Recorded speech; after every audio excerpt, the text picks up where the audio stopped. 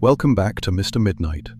I'm your host, and tonight we're heading down south, where the towns are small, the roads are empty, and something is very, very wrong.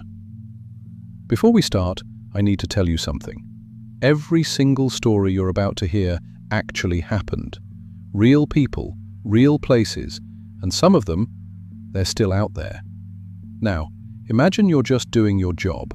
Maybe you're delivering packages. Maybe you're driving through the backwoods. Everything seems normal.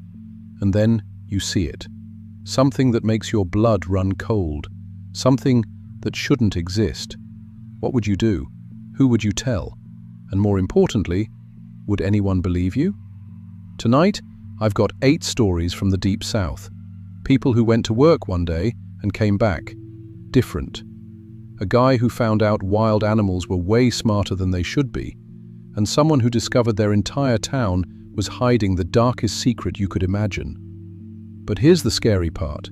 These things are still happening, right now, in towns you might have driven through, in places that look perfectly normal during the day. So turn off the lights, lock your doors, because once you hear these stories, you'll never look at small southern towns the same way again. Let's begin. My name is Vernon Dupree, but everyone calls me Vern. I've been trapping feral hogs for 19 years across Mississippi, Louisiana, and parts of Arkansas. Started when I was 28, after wild hogs destroyed my uncle's soybean crop 3 years running. I've caught over 2,000 hogs in that time. I know their behavior better than most people know their own dogs. I can tell you which trails they use, what time they feed, how they communicate.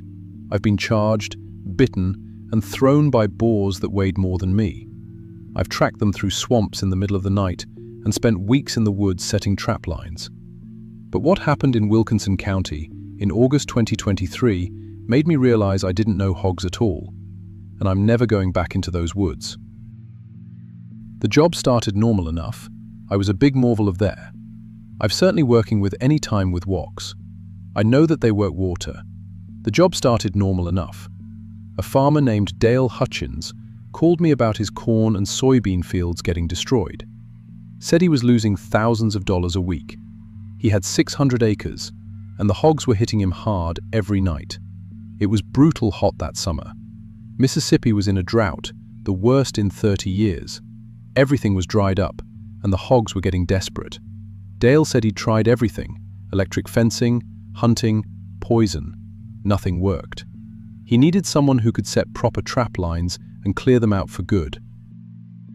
I drove out there on August 15th. The heat was so bad the air looked wavy over the fields. Dale showed me the damage. Whole sections of crops just torn apart, rooted up from the ground. He'd also lost 2 dogs that week. Just vanished. He figured the hogs got them, but he hadn't found bodies. Walked the property that first day, marking good spots for traps. The woods bordered his fields on 3 sides. Thick pine forest with dense undergrowth. Perfect hog habitat. I found their trails easy enough.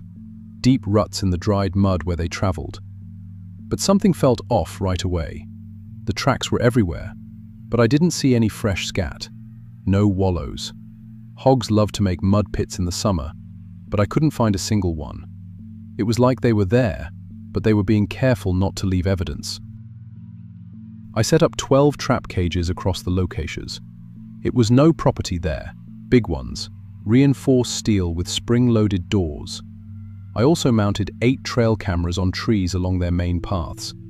The cameras were good ones, Bushnell trophy cams with infrared for night vision. They'd take a photo every time they detected movement. I baited the traps with fermented corn, which hogs can't resist. Then I left them alone for 3 days. That's standard procedure. Let the hogs get comfortable with the traps before they trigger. When I came back on August 18th to check the cameras, I knew something was wrong the moment I saw the first trap. The door was open, the bait was gone, but the trigger mechanism hadn't been tripped. The trap was still set. Someone, or something, had reached in, taken the bait, and left without setting it off. I checked. All 12 traps. Same thing. Every single one. Bait gone, traps still set. I pulled the SD cards from the cameras and went back to my truck. It was mid-afternoon, probably 100 degrees. I sat there with my laptop, going through the footage, expecting to see the usual stuff.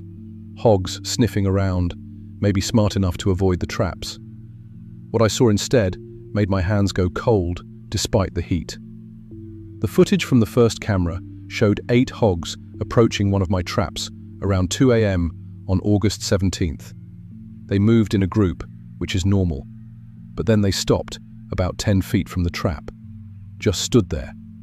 One of them, a big boar, probably 400 pounds, walked up to the trap alone. It circled the trap once, twice, then it stood up on its hind legs. I'm not talking about rearing up for a second. This hog stood upright like a person. It balanced there, looking at the trap from different angles. Its front hooves moved over the cage, touching the bars, the door, the trigger plate, testing everything.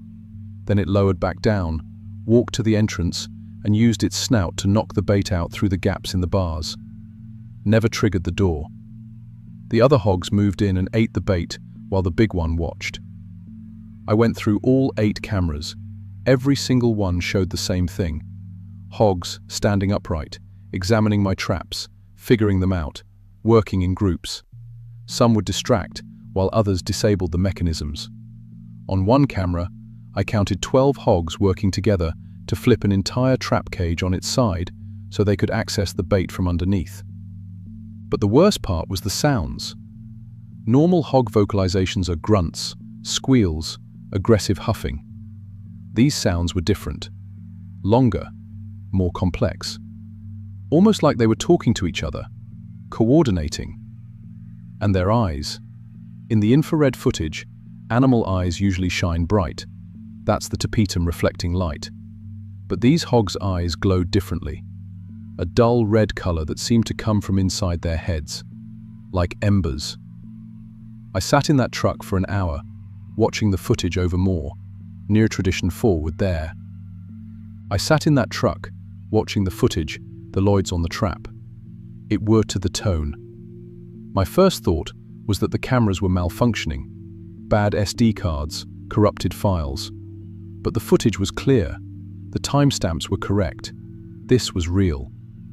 I called Dale and told him I needed to reset with better traps. Didn't mention what I'd seen. I didn't know how to explain it. I drove into town and bought the most secure trap cages I could find. Reinforced doors, multiple trigger systems, buried anchors. Spent my own money. Then I relocated all 12 traps to different positions and adjusted the cameras to watch wider areas. I checked them 24 hours later. Every trap was empty. Bait gone. But this time, they'd done something worse. The new footage showed the hogs watching me while I set up. I hadn't seen them, but they were there in the tree line, standing perfectly still. At least 20 of them, just watching. 1 camera. The big boar walked right up to the lens, stared directly into it. Then it raised one front hoof and made a gesture. It looked exactly like it was beckoning, waving me closer, like a person would. I drove back to Dale's property that word, and Smokely that was being good, which is no them that I rolled a tell the most arrange. I drove back to Dale's property that word was also like a person would, but either time that jumps was hurletically redly one, and the region the camera. I drove back to Dale's property that links to in many of the community and find that a cover of termally. I drove back to Dale's property that was mostly powerment, which walked right up to the lens, stared directly into it, like a person wave, which it looked exactly like it was beckoning, waving me closer, like a person wave. I drove back to Dale's property that was most exactly like it was beckoning, which is known them that I roll to tell me most arrange, like a person wave, which it looked exactly like it was beckoning, that a cover of termally. I drove back to Dale's property that was most exactly like it was beckoning, which is known them that I roll to tell me most arrange. I drove back to Dale's property that was most exactly like it was beckoning for working them. which it looked exactly like it was beckoning for working them. I drove back to Dale's property that was most exactly like it was beckoning, which is no them that I roll to tell me most arrange.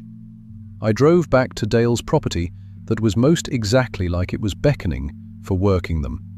I drove back to Dale's property that was most exactly like it was beckoning for working them.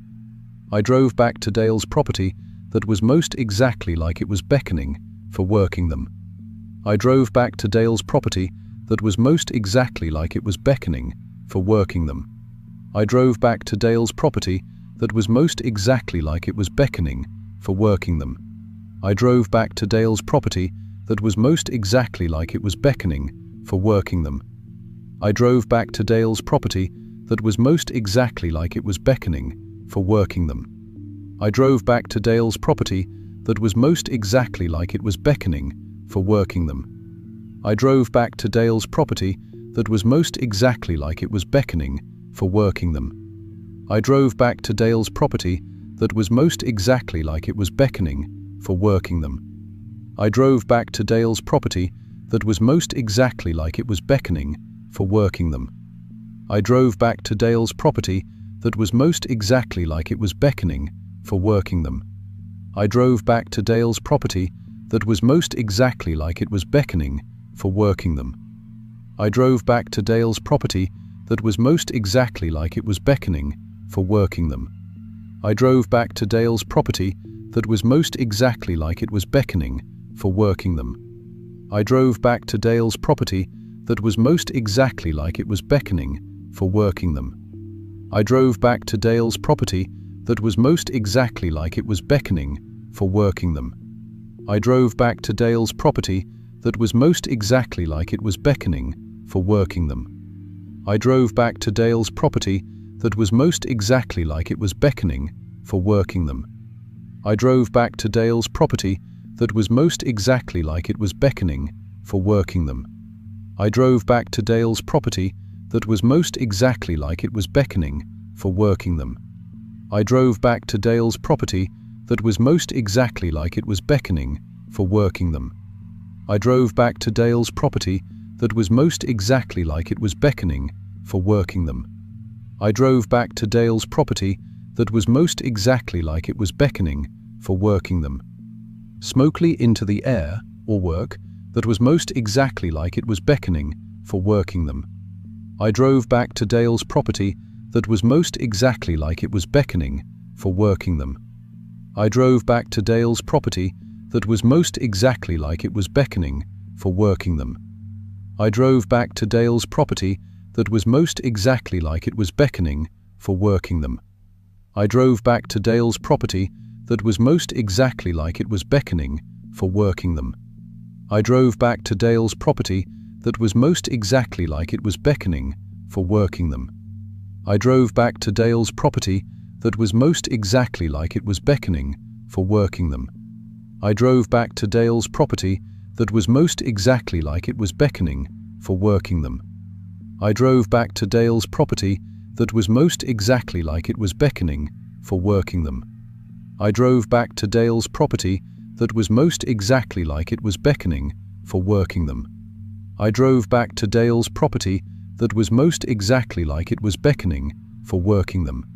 I drove back to Dale's property that was most exactly like it was beckoning for working them. I drove back to Dale's property that was most exactly like it was beckoning for working them. I drove back to Dale's property that was most exactly like it was beckoning for working them. I drove back to Dale's property that was most exactly like it was beckoning for working them. I drove back to Dale's property that was most exactly like it was beckoning for working them. I drove back to Dale's property that was most exactly like it was beckoning for working them. I drove back to Dale's property that was most exactly like it was beckoning for working them. I drove back to Dale's property that was most exactly like it was beckoning for working them. I drove back to Dale's property that was most exactly like it was beckoning for working them. I drove back to Dale's property that was most exactly like it was beckoning for working them. I drove back to Dale's property that was most exactly like it was beckoning for working them. I drove back to Dale's property that was most exactly like it was beckoning for working them. I drove back to Dale's property that was most exactly like it was beckoning for working them. I drove back to Dale's property that was most exactly like it was beckoning for working them. I drove back to Dale's property that was most exactly like it was beckoning for working them. I drove back to Dale's property that was most exactly like it was beckoning for working them. I drove back to Dale's property that was most exactly like it was beckoning for working them. I drove back to Dale's property that was most exactly like it was beckoning for working them. Bench to Dale's property that afternoon and walked the woods where the cameras were positioned. I found the second missing dog halfway through, a 90-pound mastiff named Duke. Dale had shown me his picture. Duke was dead. Been dead maybe 2 days. But the body had been moved, arranged. Someone had propped it against a tree in a sitting position, front legs crossed, head tilted to the side, like it was watching the trail, like it was waiting for something. Around the body were hoof prints, dozens of them. But mixed in with the prints were marks in the dirt, deliberate marks. I took pictures with my phone. They looked like letters, symbols. I couldn't make sense of them, but they were intentional, too precise to be random scraping.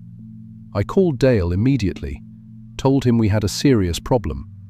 He said he'd drive out, but before he could, he called me back. "Vern, you need to get to the north pasture right now." I drove across the property. Dale was standing at the fence line, white as paper. In the field were 3 dead calves, young ones, maybe 6 months old. They'd been killed within the last few hours, but they hadn't been eaten. They'd been cut open, gutted, and they were arranged in a line, all 3 of them pointing directly at my truck, which was parked 100 yards away. Dan's was shaking. "What the hell is doing this?" Drawback because I didn't know. This wasn't animal behavior. This was a message. That night, I made a decision I regret. I decided to hunt them. I'd been a trapper my whole career, not a hunter, but I had a rifle, a .308 Remington with a thermal scope. I figured if these hogs were that smart, I needed to see them in action, study them the way they were studying me. I went into the woods around midnight on August 21st. The thermal scope lit up the forest in shades of green and white. Hot things showed up bright. Cold things were dark. Within 30 minutes, I spotted them. There were at least 40 hogs moving through the cover. I strained there, just to patience. I ferned along in the world of television that was nowhere that he called work. The therming minutes I found, there were at least 40 hogs without a side. But they weren't moving like animals. They were organized. Some were in front, spread out like scouts. Others moved in a line behind them. A few hung back on the sides, flanking positions, like soldiers. Fall back, I followed them from a distance, staying quiet. They were hunting something. I could tell by how they moved, slow and deliberate, checking the area, communicating with those strange sounds. Then I saw what they were after. A deer. A young buck. It was trying to stay ahead of them, but the hogs kept cutting off its escape routes. They were herding it, driving it toward something. The deer broke into a clearing and ran straight toward an old sinkhole, a collapsed section of ground about 10 feet across. The deer tried to stop, but it was going too fast. It fell in. I heard it hit the bottom, maybe 12 feet down. It screamed, that's the only word for it. Deer don't usually make sounds like that. Hogs gathered around the edge of the sinkhole. They looked down at the deer. Then they started making those sounds again, long, rolling grunts that almost sounded like words, like they were talking about what to do next. Then they started pushing dirt and rocks into the hole. They were burying it, alive. I watched through the thermal scope, frozen. The deer kept screaming. The hogs kept pushing debris into the hole. Methodical, patient. They worked for maybe 20 minutes until the sound stopped. My scope picked up something behind me. Devoid of the hogs had left the group. It was 30 feet away, standing there, watching me. It was the big boar from the camera footage, and it charged. I barely made it to a tree, dropped my rifle, grabbed the lowest branch and pulled myself up. The boar hit the trunk so hard the whole tree shook. I climbed higher, maybe 15 feet up, and wrapped my arms around the trunk. The boar didn't leave. It paced below me, circling, staring up. Then it made a sound. A deep, rumbling grunt that carried through the woods. At the sinkhole stopped and turned. Then they came. Within minutes, 40 hogs surrounded my tree, but they didn't try to knock it down. They didn't charge or ram it. Instead, they spread out.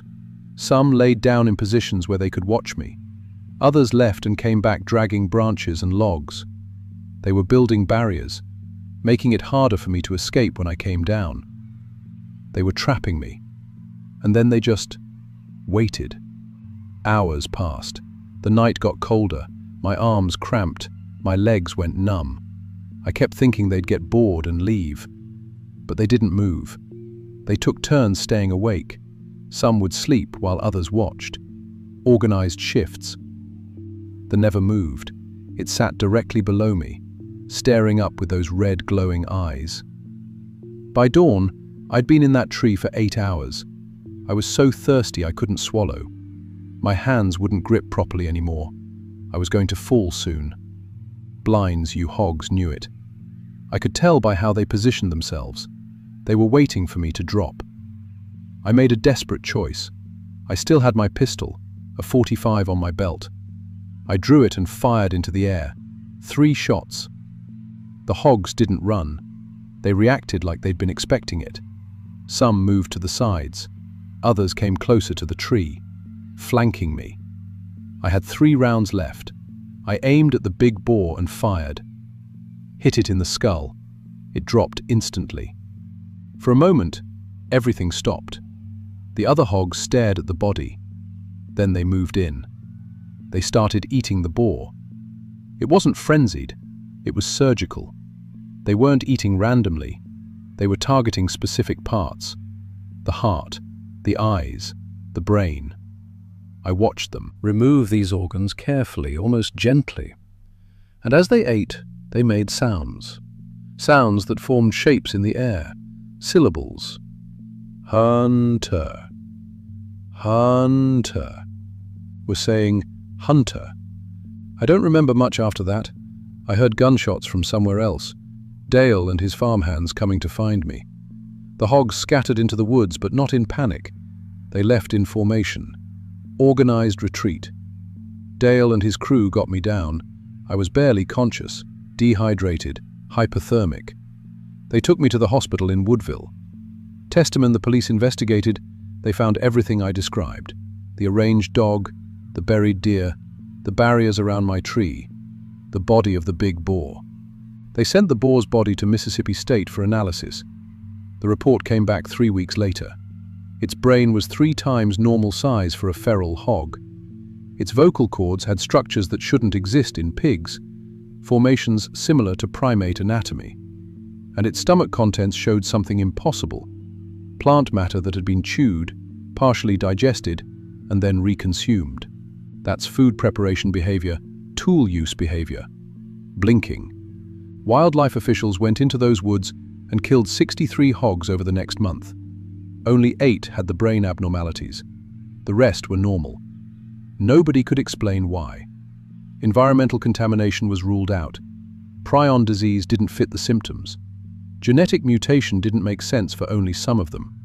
No one knows what hogs after that. I do pest control now.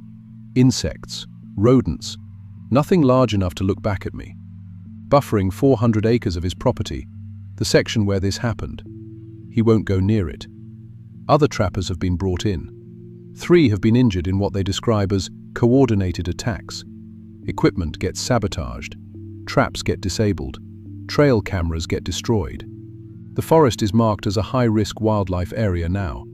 Hunters who go in report feeling watched. They find animal bodies arranged in patterns. They hear sounds at night that almost sound like speech. I monitor hunting forums online, obsessively. I've documented 15 other locations across Mississippi, Louisiana, and Arkansas, where trappers report similar behavior. Hogs that seem too smart. Hogs that work together in ways that don't make sense. I don't know what's happening in those woods. Maybe it's mutation. Maybe it's disease. Maybe it's something we don't have a name for yet. But I know one thing for certain. They're learning. And I think they remember me.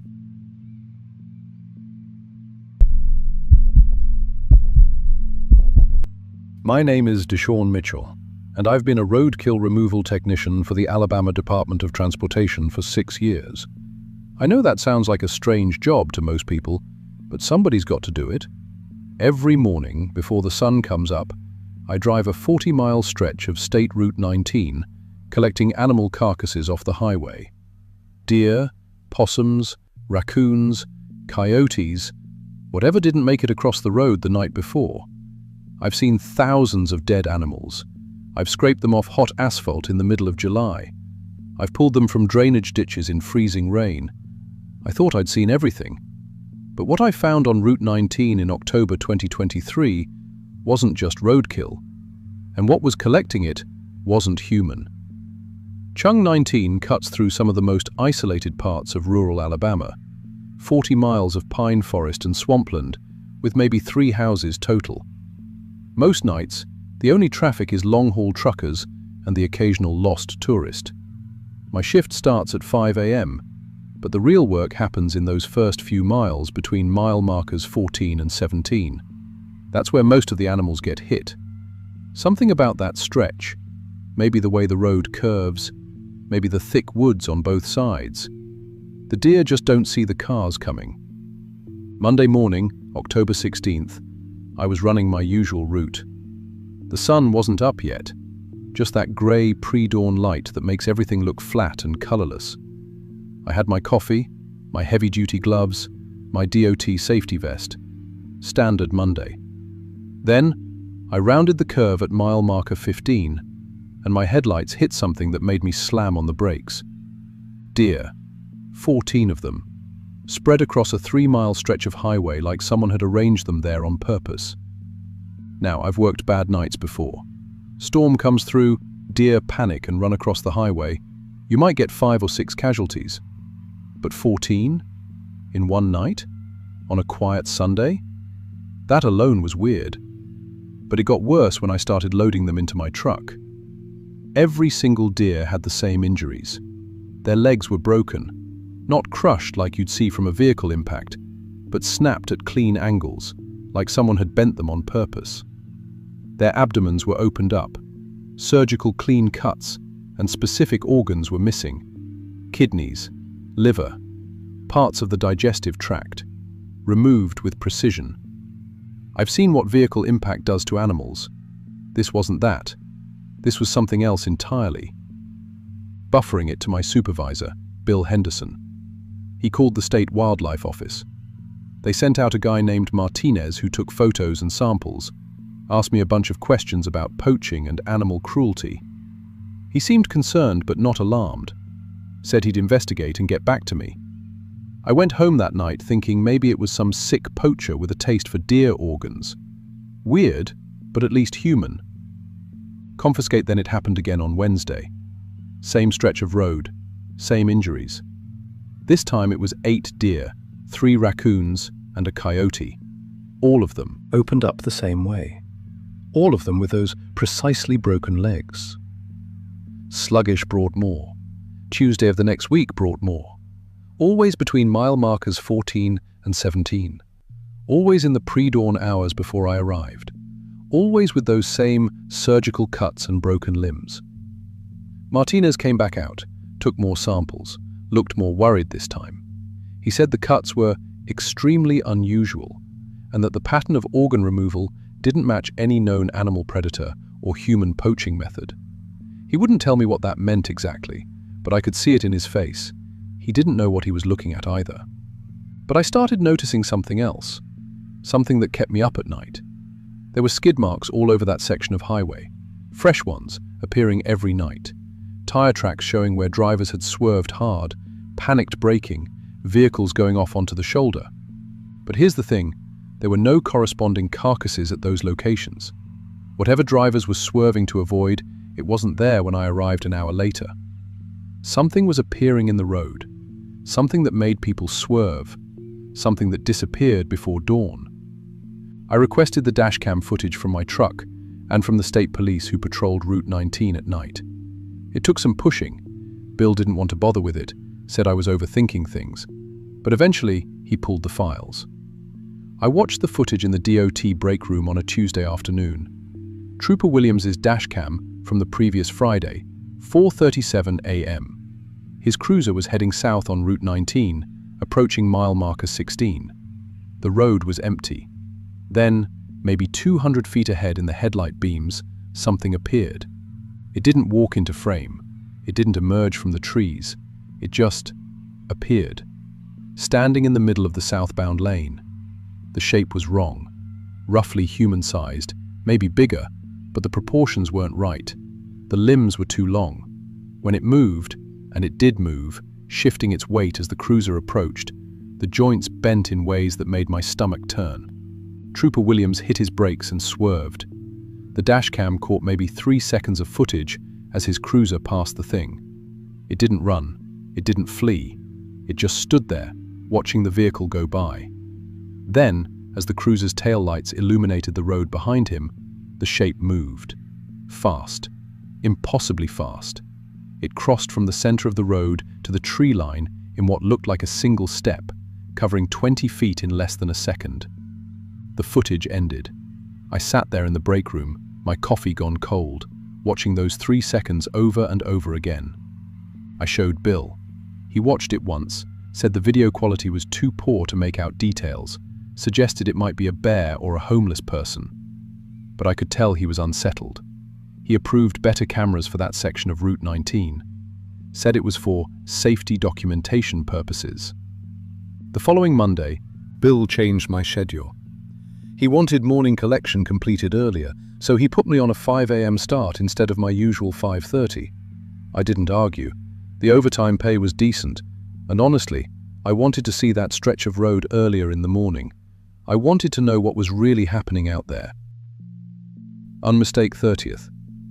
My truck's clock read 4:47 a.m. as I drove south on Route 19. The sky was still dark, just the faintest grey line on the eastern horizon. My headlights cut through the darkness, illuminating the white fog line and the wall of pine trees on either side. Then I saw it, standing in the middle of the road at mile marker 16, maybe 60 feet ahead, holding something in its hands. I didn't slam on the brakes this time. I slowed down gradually, my heart hammering in my chest, every instinct screaming at me to turn around. But I kept moving forward. 50 feet, 40, 30. It was roughly 7 feet tall, skeletal thin, like something that had been starving for years, covered in something that might have been matted hair or moss, or some combination of both. Its limbs were too long, especially the arms, which hung down past where its knees should have been. The hands had too many joints in the fingers. I counted at least 4 knuckles per finger, maybe more. It was holding a dead raccoon in one hand. The other hand was inside the carcass, pulling something out with those impossibly long fingers. 20 feet away now, close enough to see its face. Except it wasn't a face, not really. The features were in the wrong places.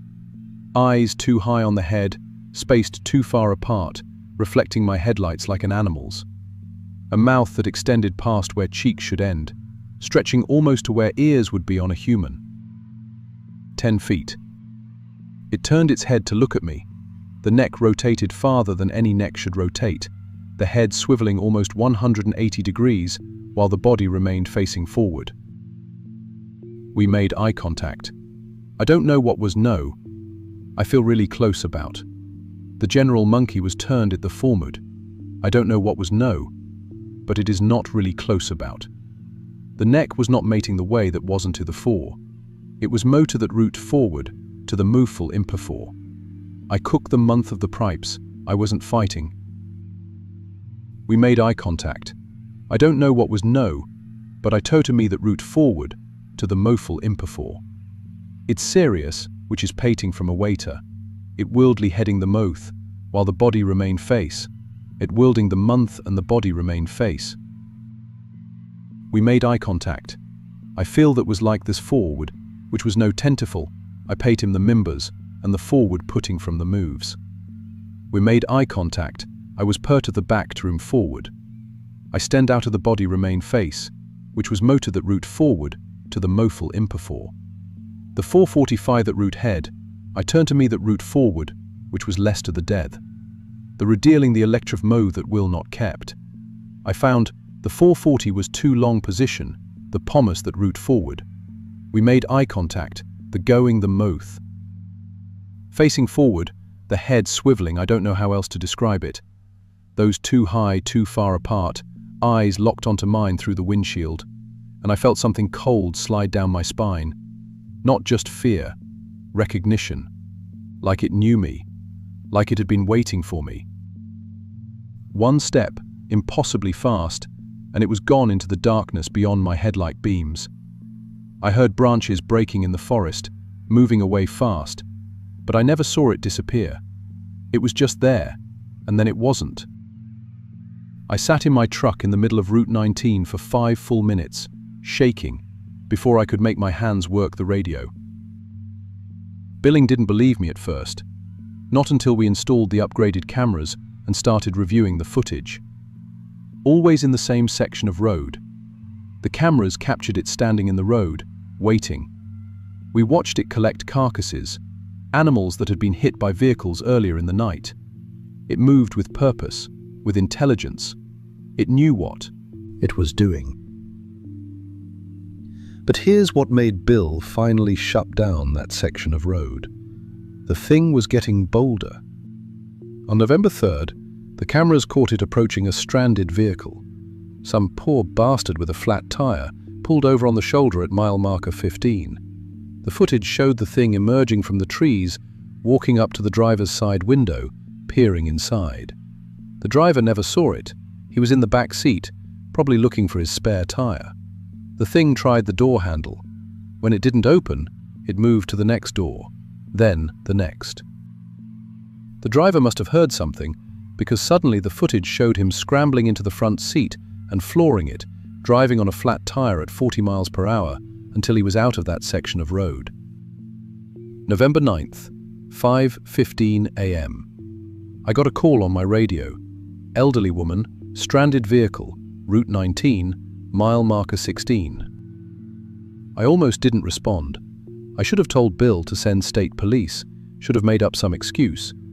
But she was an elderly woman stranded alone in the dark, and it was my job. So I went. I found her standing outside her Ford sedan, shaking, arms wrapped around herself against the cold.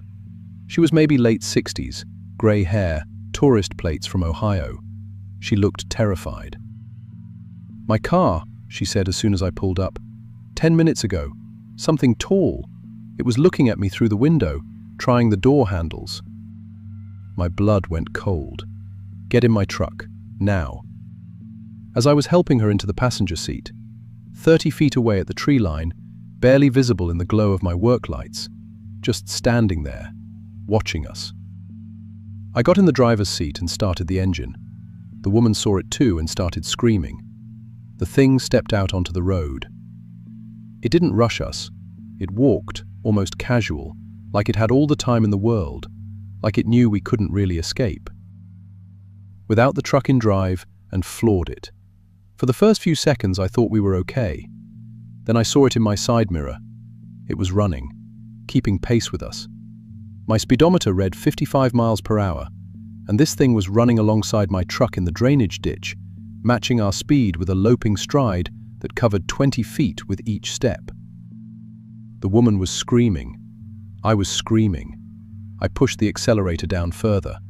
60, 65, 75. It kept pace for another mile, those impossibly long limbs pumping in fluid motion, its head turned toward us as it ran, watching us through the windows with those two high eyes. Then, at mile marker 13, it stopped. Just stopped running and stood in the middle of the road behind us, getting smaller in my rearview mirror, watching us leave its territory. I drove that woman straight to the state police barracks in Meridian. I didn't stop. I didn't slow down. I barely breathed until we were under the fluorescent lights of the police station parking lot. They investigated. Oh, they investigated thoroughly. State police, wildlife officials, even some guys in suits who didn't identify which agency they were from. They found footprints in the drainage ditch where the thing had run beside my truck. If you can call them footprints. They were elongated impressions, six-toed, with a stride length between 18 and 20 feet. They found hair samples snagged on roadside vegetation. The DNA analysis came back inconclusive. Wouldn't match any known mammal. The lab report said the samples contained genetic markers inconsistent with terrestrial organisms, whatever that means. They examined the woman's Ford. Scratch marks on the door handles and window frames 7 feet up from the ground, made by something with narrow fingers that had too many joints. On November 15th, DOT closed Route 19 between mile markers 14 and 17. Official reason? Emergency road maintenance. There was no maintenance. They put up concrete barriers and road-closed signs. State police patrol that area 24/7 now, but they won't explain why to anyone who asks. Forbes.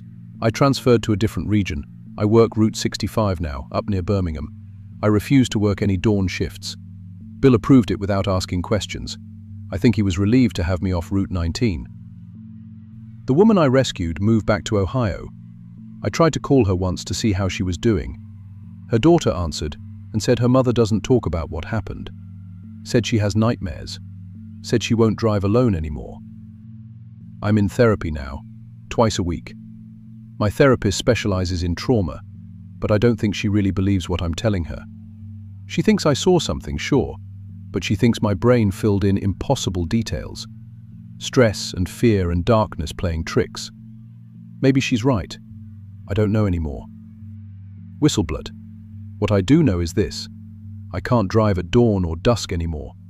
Something about that in-between light makes my hands shake on the steering wheel. I take the long way around to avoid any isolated stretches of highway. I always keep my doors locked. Always. Abandonment. And I've been doing research. Late at night, when I can't sleep, I search online for similar reports.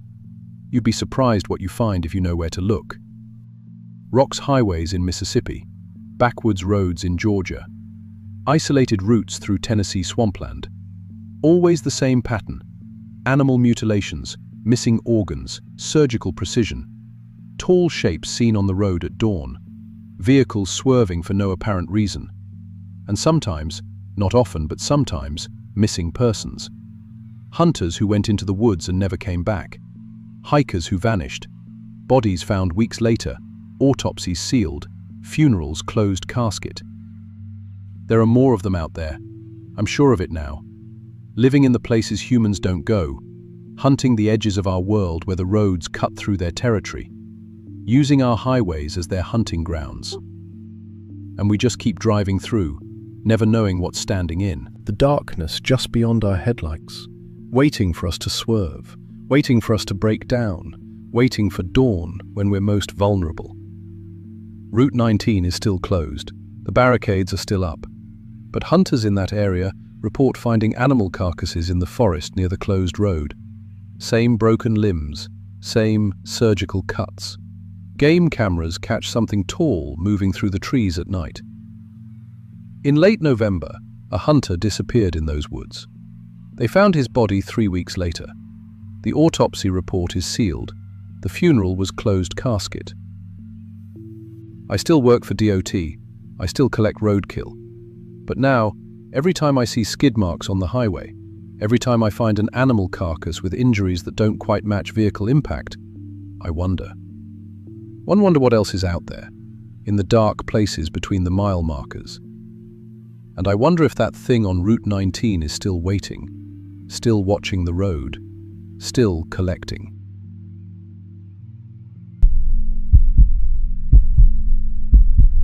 My name is Miguel Santos, and I've been delivering propane for 11 years now. I drive a tanker truck through East Texas, filling up tanks for folks who live out in the country, farms, ranches, houses too far from town to get natural gas lines. It's honest work, physical, but I like being on the road, seeing different places every day. I've handled frozen valves in winter storms, dealt with angry dogs, and worked in 100-degree heat. I thought I'd seen everything this job could throw at me.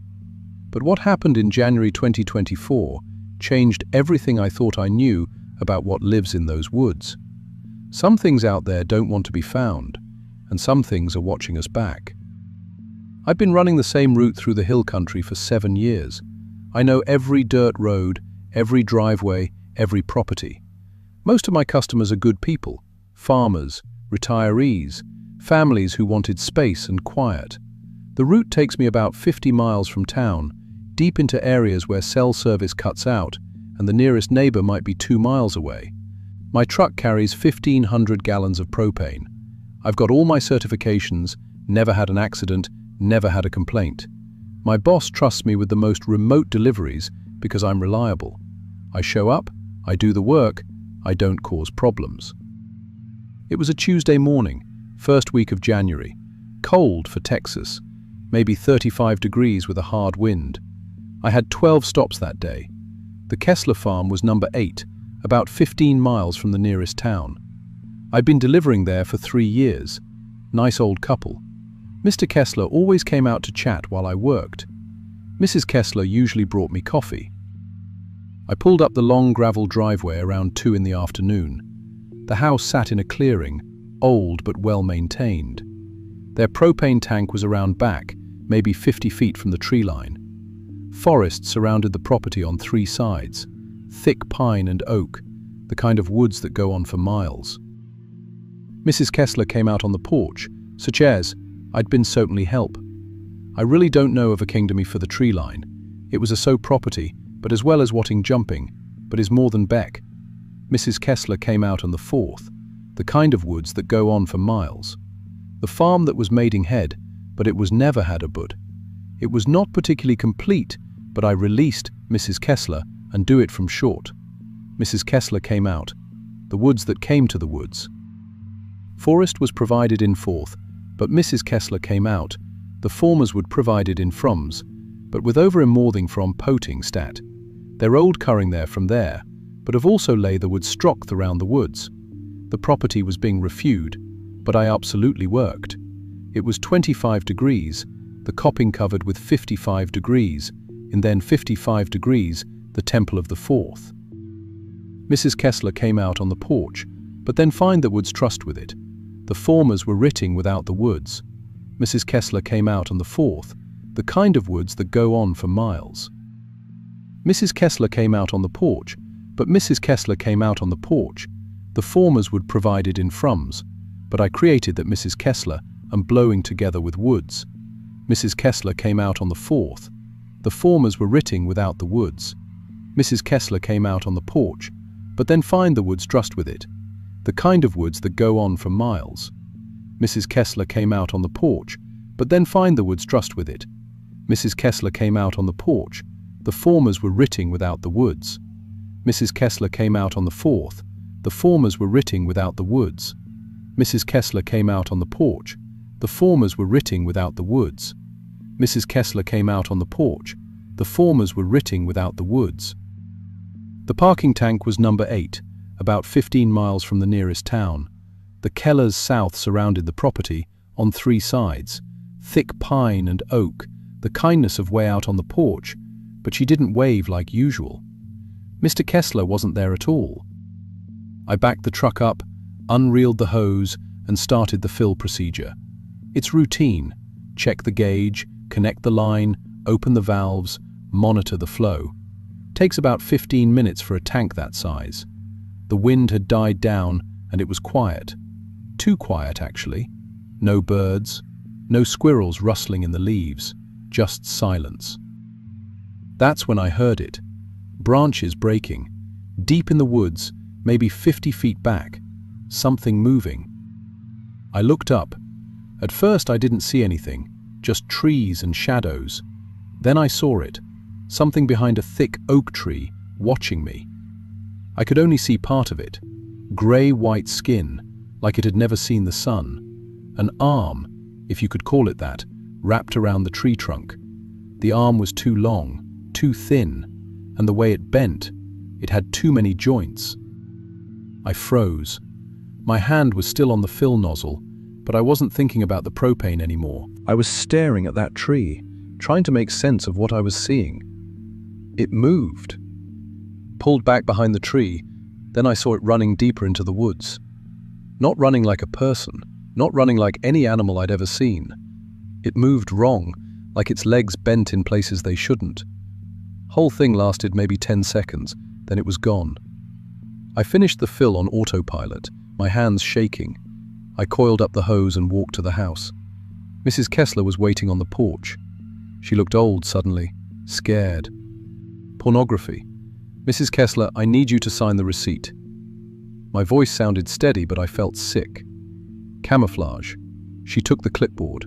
Her hand was shaking too. Did you see something out there? She asked quietly. I don't know what I saw. She looked past me toward the woods. You saw the Watcher. It's been in those woods for 3 months now. She paused, and her eyes filled with tears. My husband went out there with his rifle in November. We haven't found him yet. I felt cold all over. What? Calibration. We reported it. Police came out, searched for days. Nothing.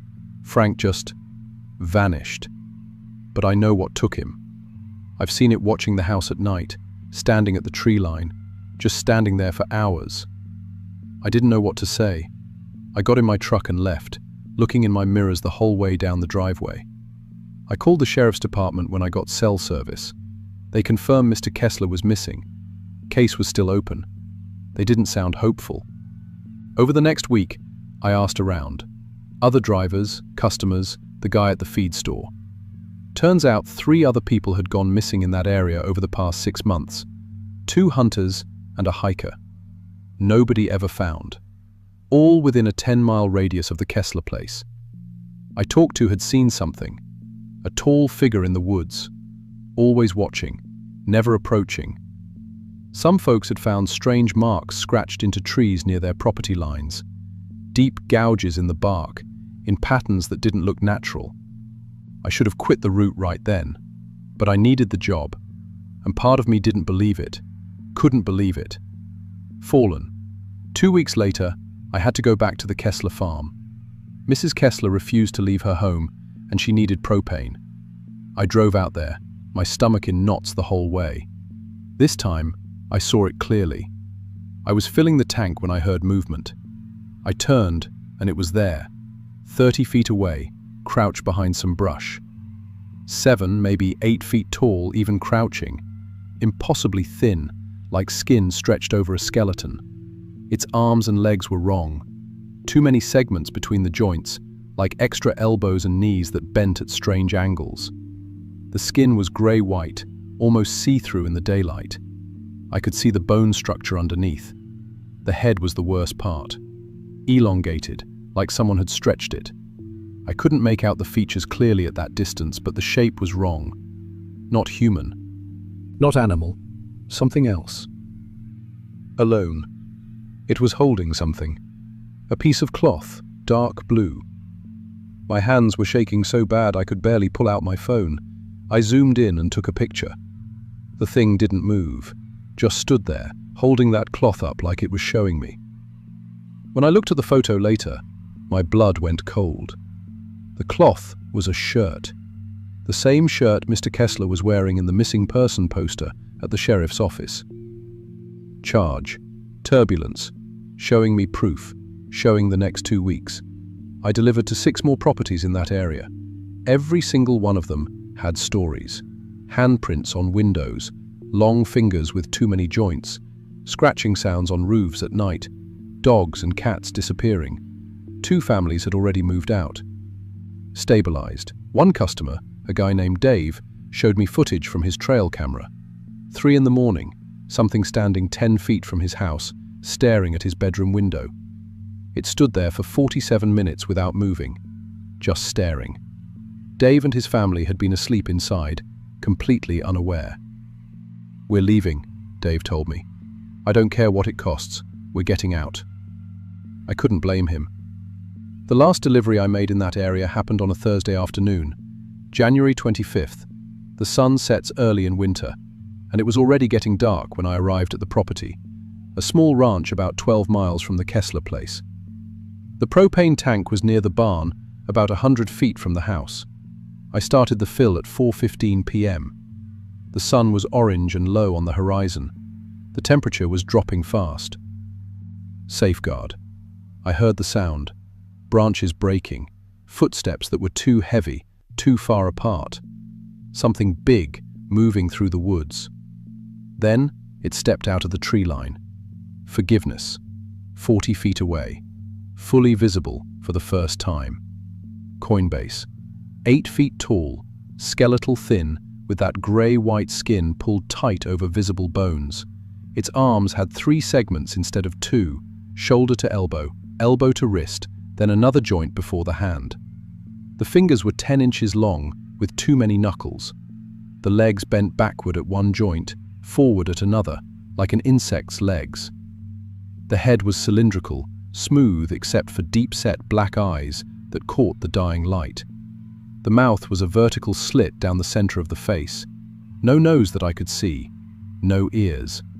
It was covered in mud and leaves, stuck to its skin like camouflage, like it had been lying in the forest, waiting. It didn't make any sound.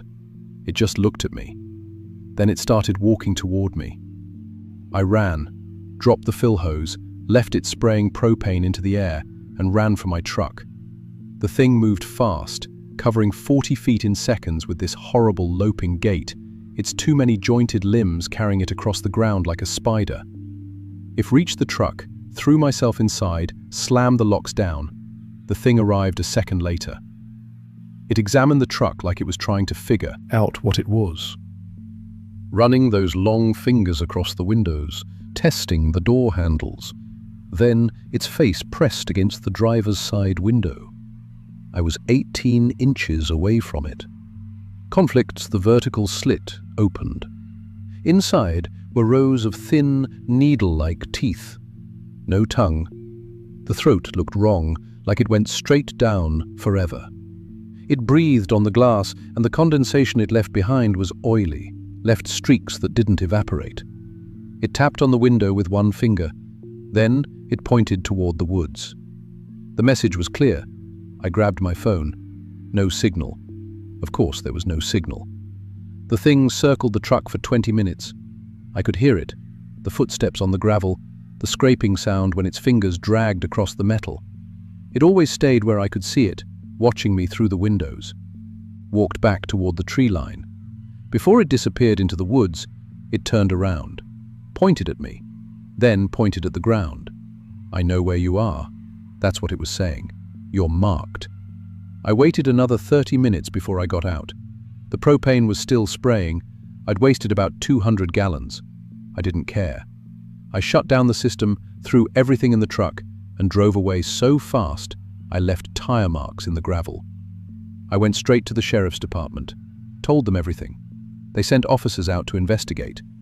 They found footprints, 22 inches long, 6 inches wide, 6 distinct toe marks.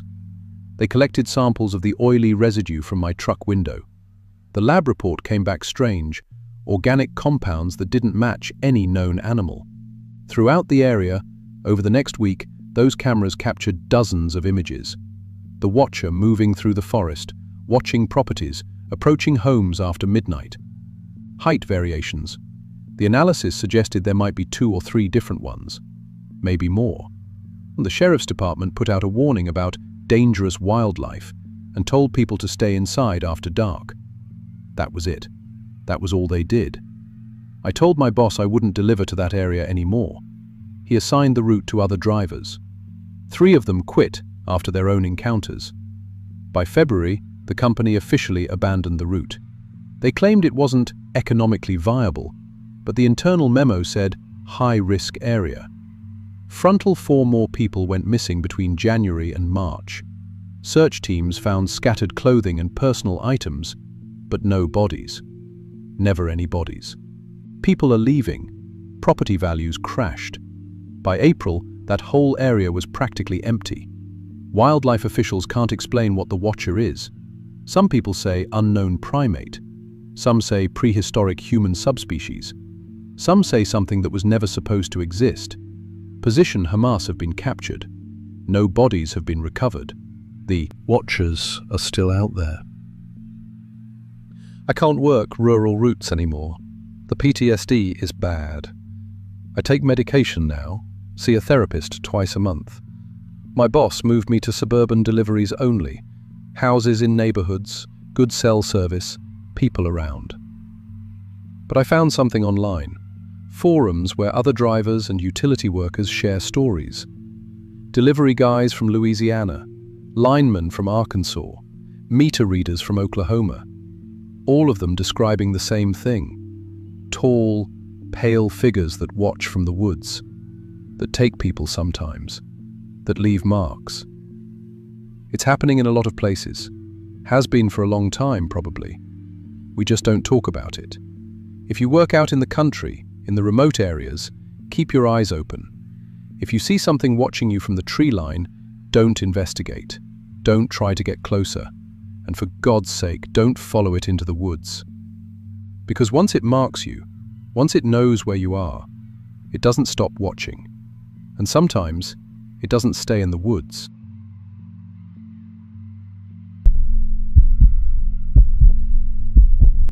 My name is Bobby Ray Hendricks, and I've been fixing small engines for 27 years.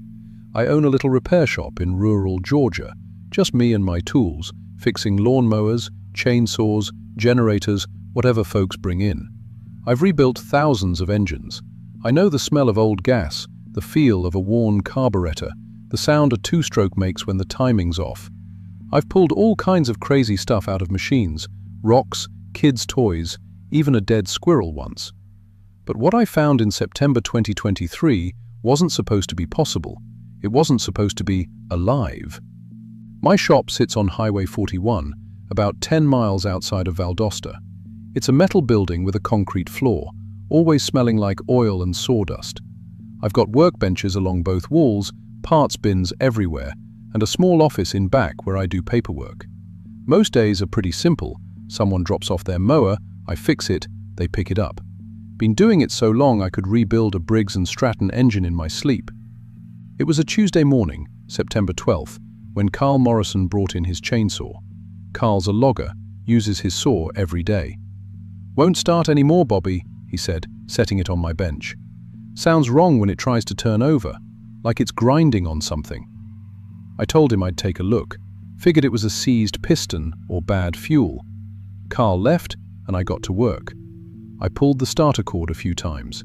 He was right, it made a weird sound. Not mechanical, almost wet, like something sticky moving inside. I unscrewed the housing to check the cylinder. That's when I saw it. Blockers.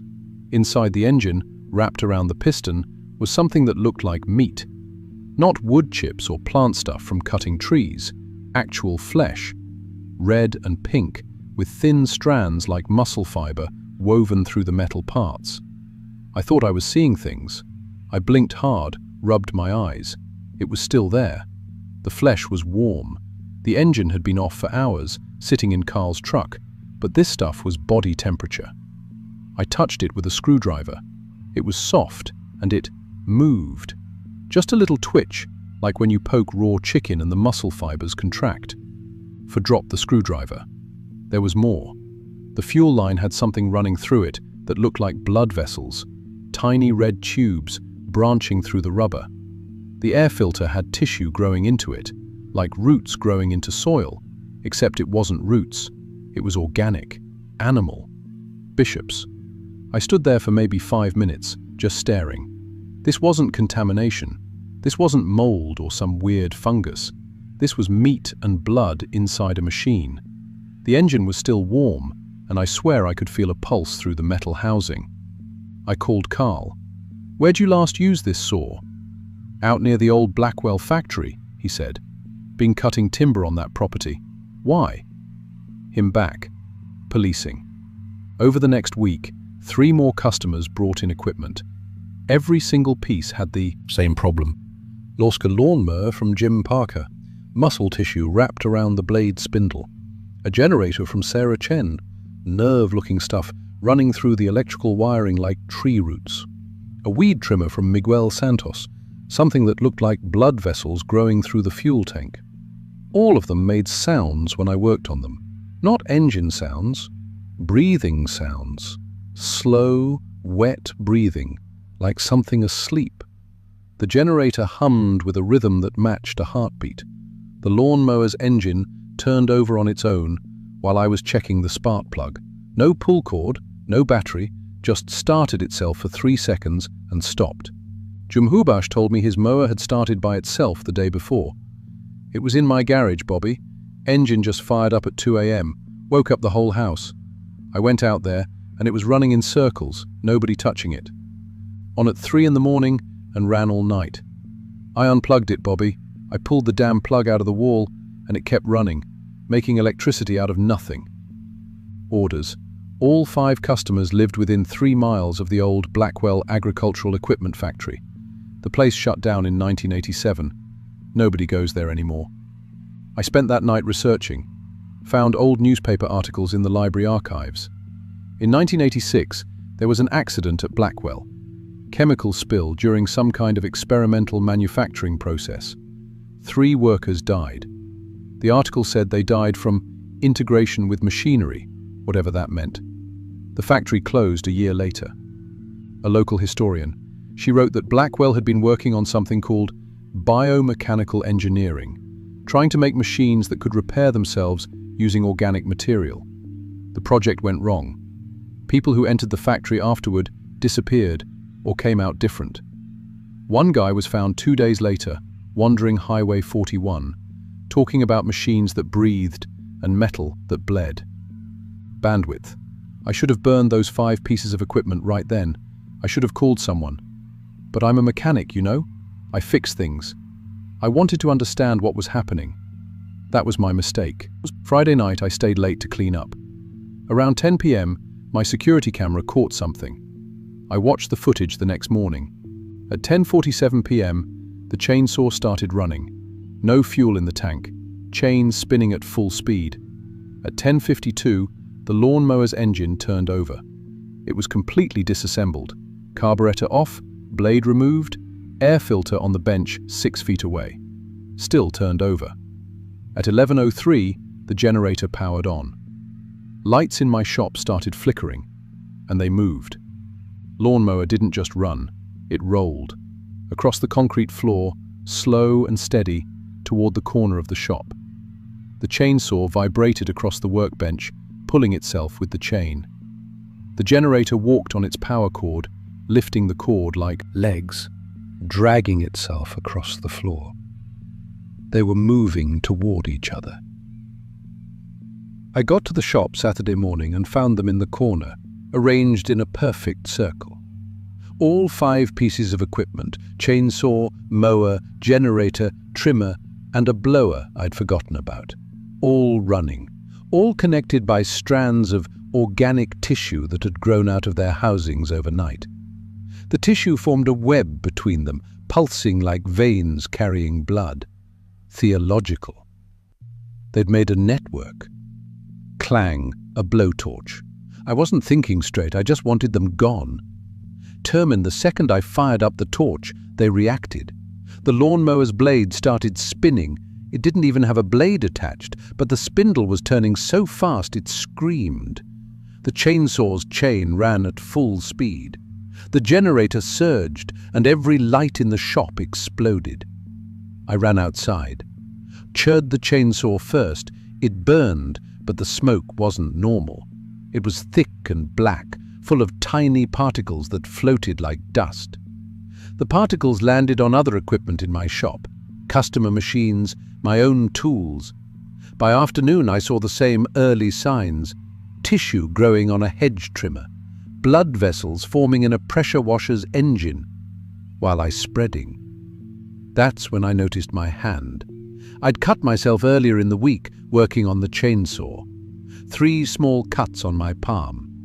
Now there were thin black lines under my skin, spreading from the cuts up my wrist. They looked like veins, but they weren't veins. They were fibers, growing through my tissue like roots through dirt. I felt them moving.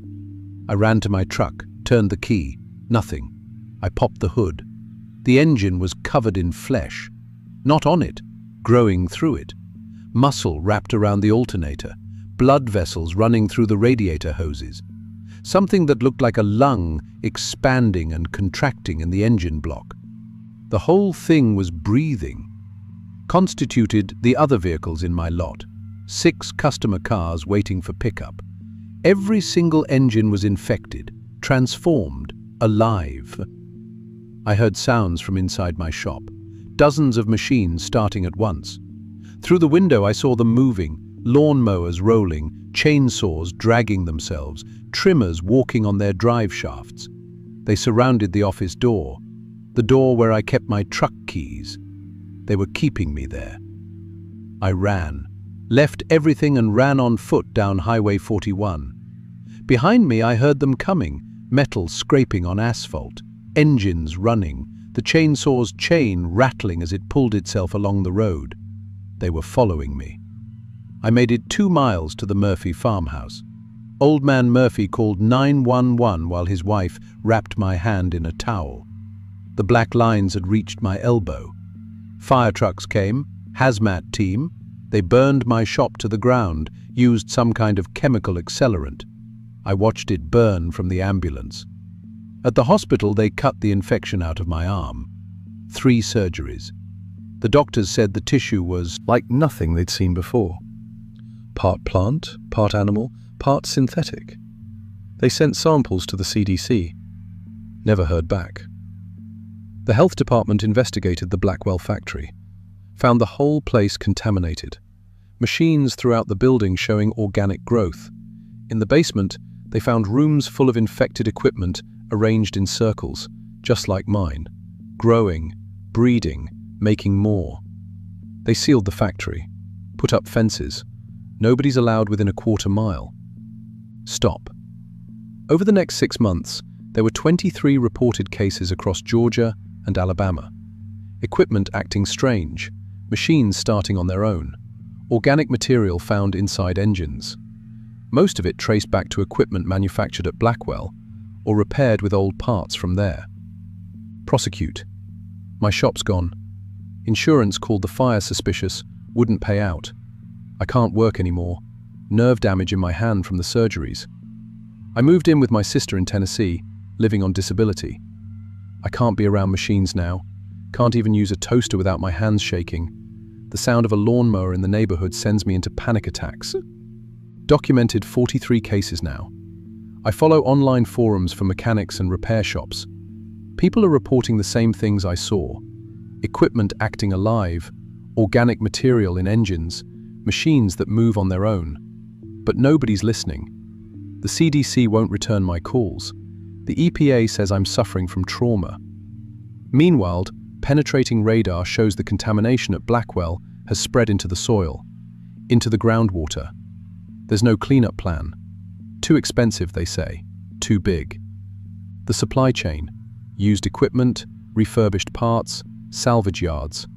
Someone buys an old mower at a yard sale, takes it home, and 3 months later, it's breeding the infection into their other machines. It's going to reach the cities eventually. Atlanta, Birmingham, Nashville. Millions of machines, millions of engines. And there's nothing anyone can do to stop it. I still have nightmares about those 5 machines in my shop, arranged in a circle, connected by living tissue. Still hear the sound of that chainsaw pulling itself down Highway 41, following me.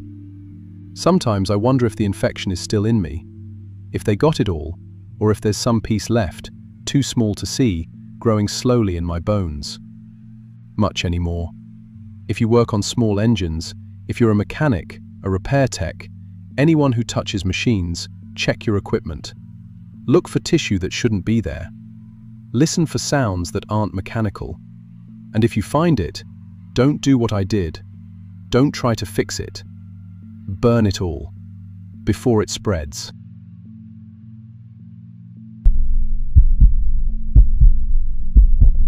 My name is Tammy Broussard, and I've been a livestock auctioneer and barn manager for 16 years. I grew up on a cattle ranch in Cajun country, learned the auction chant from my daddy when I was 12, and got my Louisiana auctioneer license the day I turned 21. I've sold everything from prize-winning bulls to sick calves nobody else wanted. I've handled aggressive animals, dealt with dishonest sellers, and worked through floods, hurricanes, and even a barn fire back in 2015. But what happened at my auction barn in March 2024 made me leave Louisiana forever. Because some things aren't supposed to exist, and when you find out they do, you can't just go back to normal life. My outside Thibodeau, right off Highway 1. We run cattle sales every Tuesday, sometimes moving 300 head in a single day. The main building is a big metal structure with 20-foot ceilings, holding pens that can handle 50 cattle at once, and an auction ring where buyers sit on bleachers while I call out bids. I know every inch of that barn, every squeak in the metal rafters, every shadow the overhead lights make. I knew that place like I knew my own home. It was a Tuesday morning in early March when Gerald Toussaint brought in 6 cattle to sell. Gerald was a third-generation rancher, 60-something years old, tough as leather. I'd known him my whole life. But that morning, he looked like he hadn't slept in days. His hands were shaking when he signed the paperwork. The cattle were worse. They were panicked, eyes rolling white, crashing into the fence panels hard enough to bend the metal. I've seen spooked cattle before, but this was different. These animals were terrified of something. That snow ran down their sides, climbed on them. But worse were the marks on their necks. Every single cow had the same injury. 3 puncture wounds in a triangle pattern, about 2 inches apart, scabbed over but still fresh enough to see. The wounds were clean, almost surgical, too precise to be from any farm equipment or barbed wire. "Gerald, what happened to these animals?" I asked. He wouldn't look at me. "Something's been getting into my barn at night. I can't stop it, can't even see it clearly. But I'm not keeping these cattle anymore. Just sell them, Tammy, please." I should have asked more questions. I should have refused the sale. But Gerald was desperate, and I needed the commission. So I put those cattle through the ring and sold them cheap to a buyer from 2 parishes over.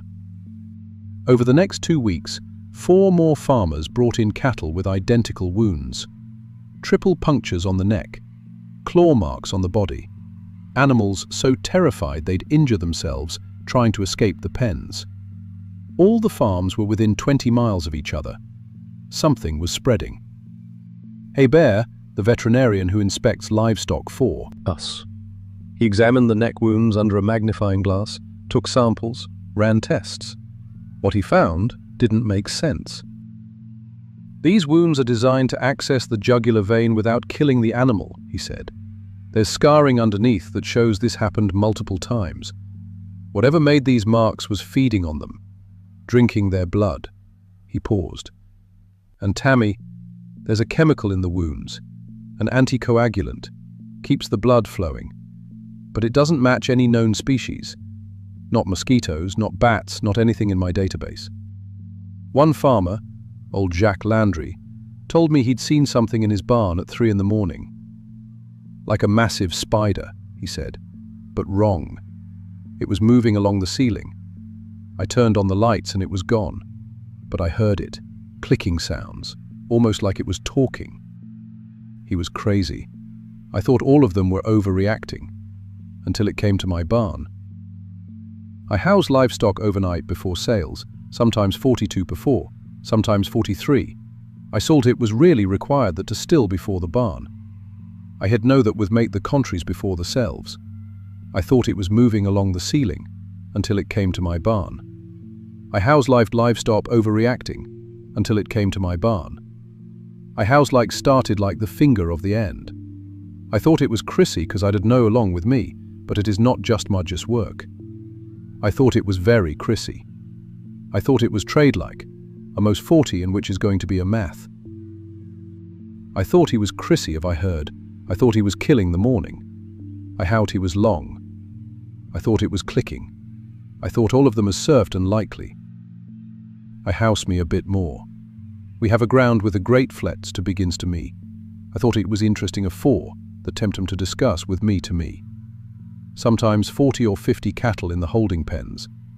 On a Thursday morning in late March, I arrived at 6 a.m. to find 12 cattle with fresh neck wounds. The triple punctures, the claw marks, all of it. Whatever was attacking farms had followed the cattle to me.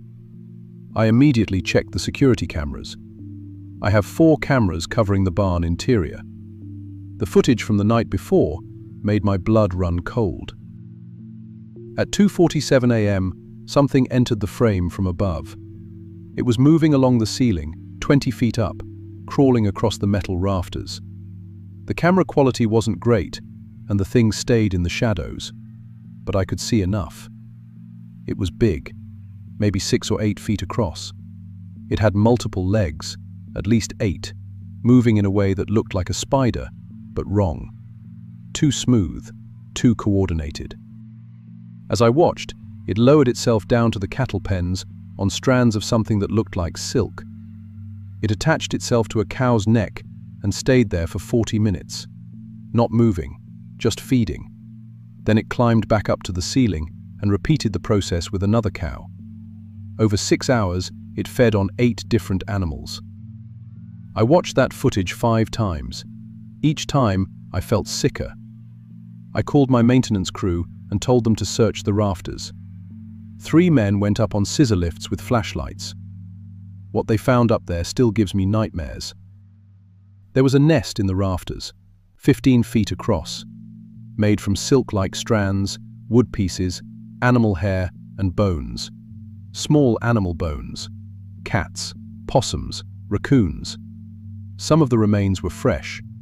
Some were old, reduced to fur and skeleton. But the worst part was the eggs.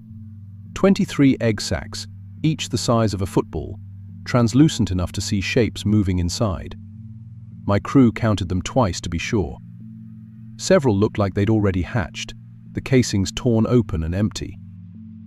Wigel said he saw something moving in the shadows while they were up there. Something big. But when he pointed his flashlight, there was nothing. Just darkness and silk strands hanging down like curtains. I closed the barn immediately, called every pest control company in 3 parishes. None of them would take the job. One guy looked at the photos of the nest and just said, "That's not an insect, that's not anything I've ever seen. You need wildlife control. Or the military, I don't know." I called the Louisiana Wildlife and Fisheries. They said they'd send someone out in 3 days. 3 days. I couldn't wait that long. I had to go back into the barn one more time. I needed to make sure all the livestock were out, move them to a neighbor's property until this was resolved. I went in alone at 2 in the afternoon, broad daylight. I thought I'd be safe. I was checking the last pen when I heard it. A clicking sound, like someone snapping their fingers rapidly but deeper. It echoed through the barn coming from above. I looked up. It dropped from the ceiling 20 feet away. I've seen spiders my whole life. Louisiana has plenty of them. But this thing wasn't just a big spider. It was wrong in every way. Covered in thick, it had 8 legs, but each leg was as thick as my thigh and ended in something that looked almost like a hand. Multiple joints, claws at the tips. The body was segmented, bulky, the size of a horse. The head had at least 10 eyes, all different sizes, and mandibles that extended forward like curved blades. 2 feet long, sharp. It made that cliss, almost like it was trying to talk. Then it charged. I ran for the barn door, That thing moved faster than anything that size should be able to move. I could hear it behind me, the legs hitting the concrete floor like hammers, the clicking getting louder. I made it through the door and slammed it shut. The creature hit the door from inside with enough force to crack the wood. I heard it moving around, scratching at the walls. Then the sound moved up. It was climbing. I looked up and saw it squeezing through a ventilation gap near the roof. The opening was maybe 2 feet wide, but it compressed its body and pushed through. Then it crawled down the exterior wall toward me. I ran to my truck, almost made it. Something hit me from above. Silk strands, sticky and strong, covering my arms and chest. I tried to pull free, but the more I struggled, the more tangled I got. I fell to the ground. The creature dropped down beside me. It was so close I could see the individual hairs on its body, see the way its mandibles moved, opening and closing. The tips were sharp and arranged in groups of 3, the same pattern as the wounds on the cattle. It leaned over me. The mandibles extended toward my neck. I could smell it, like rotten meat and chemicals, like nothing natural. I heard a gunshot, then another, then 3 more in rapid succession. Gerald Toussaint was standing 20 feet away with a shotgun. He fired again, and the creature recoiled, making that horrible clicking, hissing sound. Dark fluid sprayed from its body. It turned and moved back toward the barn, impossibly fast, despite being injured. Gerald ran over and cut the silk strands off me with a pocket knife. His hands were steady now, steady in a way they hadn't been when he'd brought those first cattle in.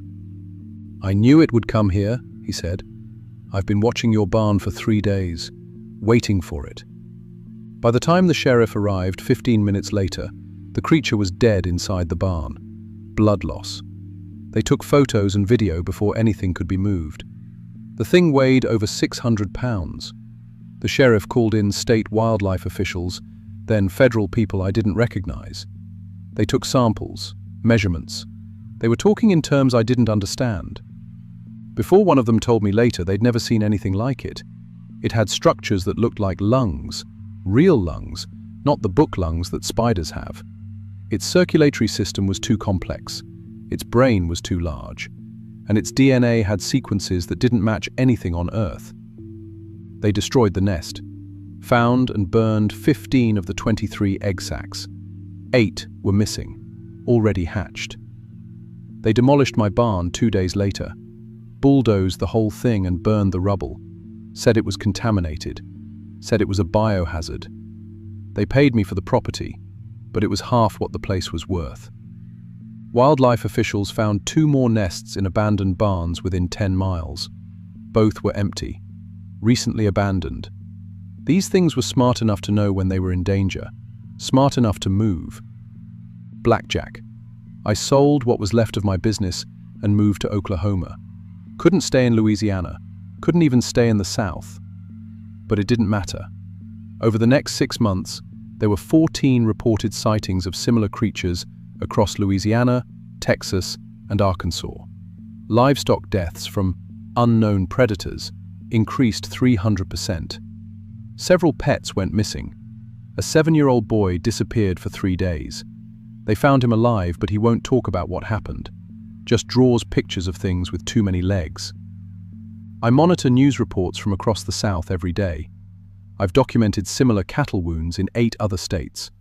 Always the same pattern. Triple punctures, anticoagulant in the wounds, animals too terrified to be sold. I have chronic arachnophobia now. Can't even look at a normal house spider without my heart racing. I'm in therapy twice a week. Sometimes I still hear that clicking sound in my dreams. Sometimes I wake up convinced there's something on my ceiling. Gerald considered a hero in Thibodeau. They wrote articles about him in the local paper. But he doesn't sleep well either. He told me he sometimes sees shapes moving on his roof at night. Large shapes. He keeps his shotgun loaded by the bed. Scientists still don't know what these things are. They can't classify them. They don't match any known species. Some people think they've been hiding in deep caves or remote swamps for thousands of years and something drove them out. Some think they migrated from somewhere else. Some think they're something worse. I don't know what they are, but I know they're spreading, and I know that 8 of those eggs hatched before we found the nest. 8 of those things are out there, probably grown now, probably making nests of their own. People in rural areas across the south report hearing clicking sounds at night, finding silk strands on their trucks and houses, seeing large shapes moving on rooftops after dark. I left the livestock business forever. I can't go back. I can't walk into a barn without remembering what I saw in those rafters, without imagining something dropping down from above. Some people say I'm paranoid, that I overreacted, that it was just one creature, just a freak accident of nature. But I've seen the reports, I've tracked the patterns, and I know the truth. There are hundreds of them out there, maybe thousands, and they're getting bolder. Leggings. If you work with livestock anywhere in the south, check your barns. Check your rafters. Look for silk strands and missing animals. Listen for clicking sounds at night. And if you find triple puncture wounds on your cattle's necks, don't do what I did. Don't wait. Don't try to sell them. Don't bring them anywhere near other animals. Checkpoints. Just run. Because once they find you, they don't stop hunting, and there's nowhere dark enough, nowhere isolated enough that they can't follow. Swallowing. Prejudice. That the hard way. Alphabetical. And I'm still learning it every night when I check the ceiling before I can fall asleep.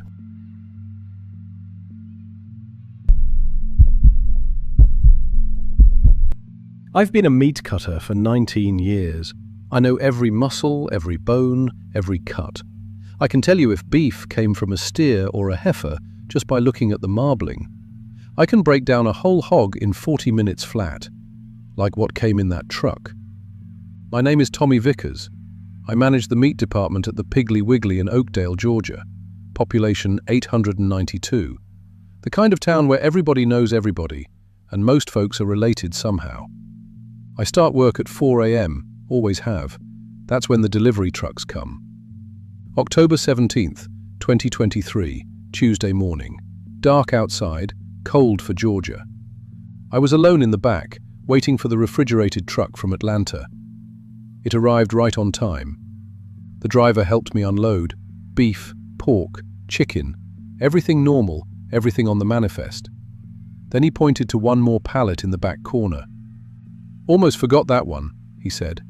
It was wrapped in black plastic, not our usual clear wrap. The label had our store's address, but it wasn't on my paperwork. "This isn't on the manifest," I said. "Sometimes the paperwork's wrong. It's going to your address, so..." He was already climbing back in his truck. I signed for it. Stupid. I should have refused it right there. The pallet was ice cold, properly refrigerated, had to be meat. I wheeled it into the cutting room and grabbed my knife. Black plastic peeled away easy. Forbidden inside were what looked like deer carcasses, already butchered into primals, the big cuts you break down into steaks and roasts. We got deer during hunting season sometimes. Hunters would bring them in, pay me to process them. But something was wrong. I've butchered 1,000 deer. I know what they look like inside and out. The rib cage was too narrow. The bones were too smooth. The bones within into them its first. I know what they look like. The cuts was refer them before. The rib cage was too narrow. I know what they look like. The bones were free. The bones were free. The bones were too marrow. I know what they look like. The rib cage was too narrow. I felt that, I show to be friend. The rib cage was too narrow. I know what they look like. The bones were smooth. The bones were tree smooth. I feel path of the rib cage was like a freeze, too marrow. I know what they look like. The rib cage was too narrow. I know what they look like. The rib cage was too narrow. I know what they look like. The rib cage was too narrow. I know what they look like. The rib cage was too narrow. I know what they look like. The rib cage was too narrow. I know what they look like. The rib cage was too narrow. I know what they look like. My bones were too smooth. The femur, the thigh bone, was perfectly straight. Deer femurs curve. These weren't deer. I stood there for maybe 10 minutes just staring. My hands were shaking. See, I know human anatomy too. You cut meat long enough, you understand skeletal structure. Doesn't matter if it's a cow or a pig or a person. The bones don't lie. I pulled out my phone and called the delivery company. 20 minutes on hold, then a supervisor told me they had no record of any extra pallet. Must be a mistake. Send it back with tomorrow's truck. I called my district manager. He was annoyed I woke him up. Tommy, just dispose of it properly and file a contamination report. It's probably spoiled meat from another store. Sir, I think this might be. I don't care what you think. Dispose of it. I'll deal with the paperwork. Confiscated. He hung up. I couldn't throw it away. If I was right, if I was actually right, this was evidence. This was someone's body. So I called Sheriff Pritchard. Pritchard had been sheriff for 22 years. He'd known me since high school. Good guy, fair, everyone trusted him. He showed up 30 minutes later in his personal truck, not the squad car. Show me, he said. I took him to the cutting room, showed him the meat, showed him the bones. He looked at it for a long time. Then he looked at me. Tommy, he said quietly, this is deer meat. You're seeing things. Must be the early shift getting to you. When's the last time you slept? Sheriff, look at the bones. I'm looking. It's deer. His voice was firm now. I'll take care of this. Go on home. Get some rest. But, go home, Tommy. Tempered the pallet into his truck himself. I watched him drive away. Something felt wrong, really wrong. I checked the security footage from the loading dock. It showed Pritchard arriving, showed us talking. But when it got to the part where he loaded the pallet, just static. 3 minutes of corrupted video. Security cameras don't just corrupt randomly. Just lay in bed, staring at the ceiling. Maybe Pritchard was right. Maybe I was tired. Maybe I'd made a mistake. 19 years. I know bones. The next week, something else started happening. Mrs. Henley came to my counter. She owns Henley's Diner downtown. Sweet old lady. Makes the best peach cobbler in 3 counties. She's 78 but moves like she's 50. Tommy, she said, smiling, I need the special cut. Like last month. I stared at her. Special cut. Her smile faded. Don't play dumb, honey. The special meat. Ma'am, I don't know what you're talking about. Look, we've been getting it for 3 years. Your boss knew. Don't pretend you don't know. Just give me what I pay for. I really don't. She walked away angry. 2 days later, Mr. DeWitt came in. Retired fire chief. 81 years old. Still chops his own firewood. Need the tender meat, he said. You know the kind. Sir, what specifically? He got irritated. The special order. Cash payment like always. I don't have any special orders. He stared at me hard. You better figure it out, son. Then he left. 1940 I stayed late and went through my predecessor's files. Jerry had been the meat manager for 12 years before he retired suddenly and moved to Florida. I'd only been manager for 2 months. I found a ledger hidden under the false bottom of a filing cabinet, handwritten entries, dates, names, cash amounts, but no product descriptions, just special order, over and over.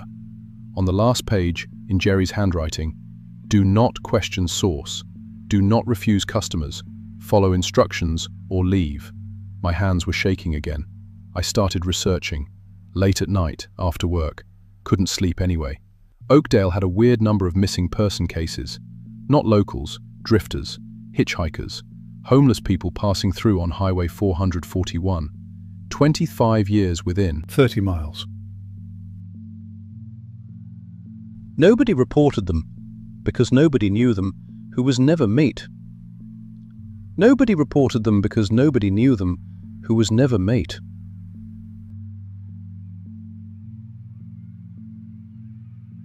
Nobody reported them because nobody knew them, who was never mate.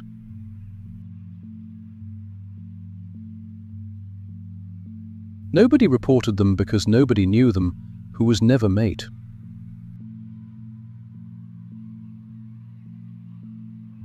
She for the member, and she said the moment, that was a bit member was Sir 5. He was a social through, but he said the moment. She listened, that his move some mader.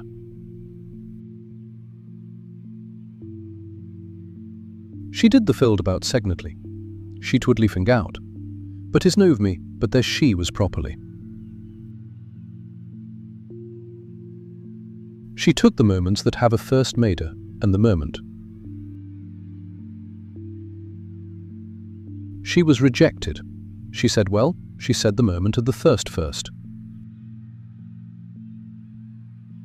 She said the moment that he was in favement remembered together. She was completed, but is the first button.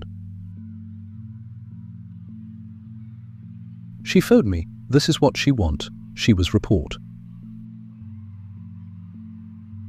She said that she was completed, that he was probably was business material.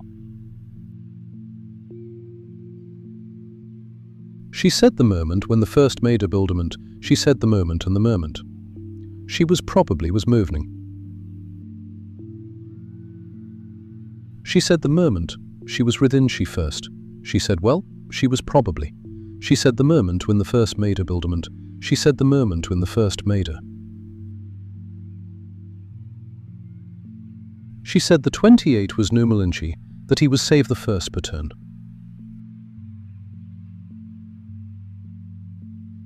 She said the 28 was movement she has been cerned. She said the 28 was movement she has been cerned. She said the 28 was movement she has been cerned. She said the 28 was movement she has been cerned. 30 miles. Viability aided, because nobody reported them, because nobody knew them. But I noticed something else. The people asking for special meat, Mrs. Henley, Mr. DeWitt, the mayor, the Baptist preacher, the bank president, they were all over 70, and they were all healthy, energetic, almost unnaturally strong for their age. My grandmother was 89. She walked 3 miles every day, still drove, still cooked Sunday dinner for the whole family. She ate at Henley's Diner 4 times a week. I went to see her on Sunday. Grandma, I said, what's the special meat? She weren't so, she was over 4 player. What's white? Actually white. Who told you about that? Nobody, I figured it out. She said that, she said a moment, she was over 4. She had a doubt. Who called figured it out? She was a long time. Then she started crying. Oh, Tommy, you weren't supposed to know. Jerry kept it quiet. Why couldn't you just... She stopped, took a breath. It's medicine, baby. Old medicine. Keeps us strong, keeps us healthy, keeps the town alive. What kind of medicine? She looked at the floor. The people we use, they're people nobody wants, nobody misses. Drifters, addicts, people passing through. We give them peace, no suffering, and they give us life. I felt sick. You think Oakdale survived when every other small town died? She continued. We made sacrifices, hard choices, for the good of everyone. Grandma, what are you saying? You know what I'm saying, Tommy. You already figured it out. That's why you're here. I stood up, had to get out. Where are you going? She called after me. State Police, FBI, I don't know, anywhere.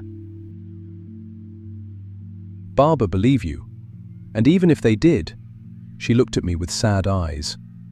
You'll destroy this town, everyone you know, your family, me. I left anyway. My truck wouldn't start. I checked under the hood. Someone had cut the spark plug wires. My phone had no signal. Not low signal. No signal at all. I tried to walk out of town. Made it to Highway 441. A police car pulled up beside me. Pritchard. "Get in, Tommy." "I'm just taking a walk." "It's 3 in the morning. Get in the car." 3 other vehicles pulled up. I recognized them all. The mayor, completely focused to an owl. 3 other vehicles pulled up. I recognized them all. Wanted them death could have focused. 3 other vehicles pulled up. I recognized them all.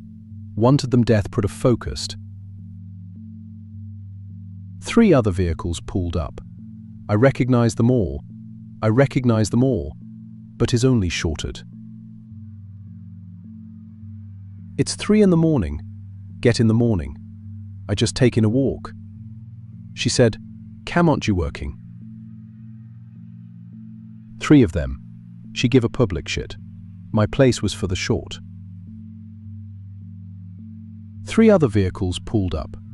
I recognized them all. Wanted them death could have focused.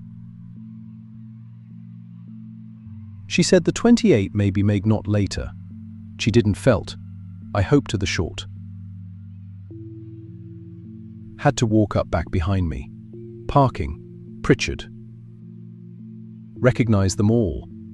The mayor, the fire chief, Mrs. Henley. "Get in the car, son," Pritchard said again. I got in. They took me to my own series. But again, they took me to my own series. Trick it me head, I seen. Later and an air.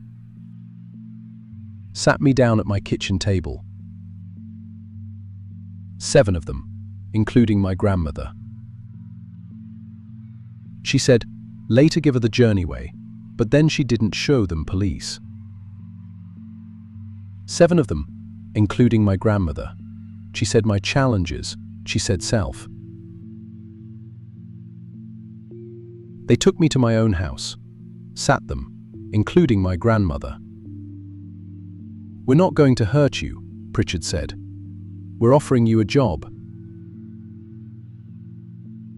"I don't want it." "Hear us out first." So I listened. What choice did I have? They explained everything. The system. Once a month, they picked up someone from Highway 441. Someone alone. Someone nobody would miss. They took them to the old meatpacking plant. Been abandoned since 1987. Clean kill. No pain. Professional butchering. Distribution to the town's elders. It started when the town was dying, the mayor said. 36 years ago. Silas Creech found an old book of folk remedies. He tried it. It worked. He shared it with others. And look at us now. We're thriving. "You're murdering people," I said. "We're surviving," Mrs. Henley snapped. "We're making hard choices so our town can live. Those people we take? They were already dead inside. Drugs, mental illness, no hope. We give their death meaning." "Tommy," my grandmother said softly, "Jerry made $60,000 a year doing this, plus benefits. You could pay off your house, send your kids to college. I don't have kids. Not yet, but you could. You could have a good life here, be part of something important. And if I say no?" Nobody answered. Negativity. Pritchard finally spoke. "You've got 24 hours to decide." Then they left. I waited until 2 a.m. Then I broke into the old meatpacking plant. The front was boarded up, but the loading dock door was unlocked. Inside, industrial lights still worked, refrigerators humming, butchering equipment, stainless steel tables, and bodies. 3 in the main refrigerator, already butchered, wrapped in plastic. I found a box of wallets and phones in a back office. IDs, pictures. Not all drifters, some had families. I saw a missing person poster on Facebook for one of them, a girl from Tennessee, last seen at a gas station in Macon. They'd lied. They weren't just taking the forgotten anymore. Then I heard crying. There's a cold storage room in back. A woman's voice, begging. "Please, my kids need me, please." I opened the door. She was maybe 30, tied to a chair. When she saw me, she screamed, I'm here to help. Please don't kill me, please. I'm not going to kill you." I untied her. She could barely walk. I gave her my truck keys. I'd fixed the wires earlier. Told her, "Don't stop. Go to the state police. Tell them everything. What about you? Be right behind you." She left. I went to the plant's electrical room, found the main breakers, killed power to every refrigerator. Thousands of pounds of product would spoil within hours. I went to the office, found filing cabinets full of records, names, dates, 36 years of documentation. I started a fire, and I pulled out my phone, set it to Facebook Live. "My name is Tommy Vickers," I said to the camera. "I'm in Oakdale, Georgia, in the old meatpacking plant on Route 9. What I'm about to show you is real." I walked through the facility, showed everything, the bodies, the equipment, the schedule board with tomorrow's victim's name. Investigators named everyone involved, every name I knew: Sheriff Pritchard, Mayor Collins, Mrs. Henley, the preacher, the fire chief. Commemorate. I heard trucks pulling up outside. 67 people have been murdered here over 36 years, I told the camera. The whole town knows. Some participate, some just look away, but everyone knows. The door burst open. Pritchard and 6 others rushed in. "Everyone knows," I repeated. Then they tackled me. They kept recording. Blessed. The video went viral. 3 million views in 2 hours. Subsection State Police raided the town by dawn. FBI by noon. In the hospital 3 days later. Severe burns, smoke inhalation, broken ribs where they'd beaten me, but alive. Arrests. My grandmother was one of them. She died in jail 4 months later. Just aged suddenly. Looked 99 in days. The medicine was real, I guess, or they all just believed it hard enough that it worked. The town collapsed. Everyone left who wasn't arrested. Property value went to zero. Businesses closed. Kepler. Last I heard, population was under 200. I'm in witness protection now. Different state, different name. I can't cut meat anymore. Can't even look at a grocery store butcher counter without my hands shaking. But I sleep better than I did in Oakdale. Well, most nights. Some nights I dream about the schedule board, about all the names I didn't see in time. And some nights I think about what my grandmother said, about the other towns, the ones still doing it, still surviving while everywhere else dies. I've sent reports to the FBI about patterns I've noticed, missing persons, towns with unusually healthy elderly populations. 4 towns so far match the pattern. No investigations have been opened. Maybe they don't believe me, or maybe they don't want to know. Either way, I check the news every morning, looking for missing person reports along certain highways, watching for the signs, because they're still out there, still hunting, still feeding. And nobody wants to believe that the nice old lady who makes peach cobbler could be a monster. But I know. Investigators are people are capable of when they're scared of dying. I know what they'll do to survive. And I know I'll never stop looking over my shoulder, because they know I know. Brightness, President, protect their own.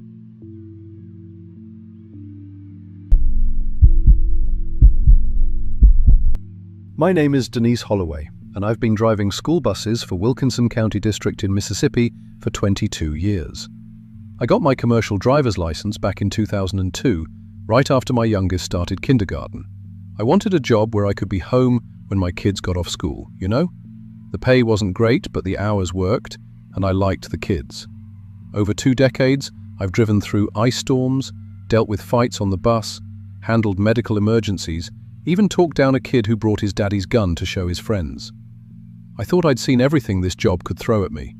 But what happened in January 2024 on my morning route made me question my own mind, and it cost me everything.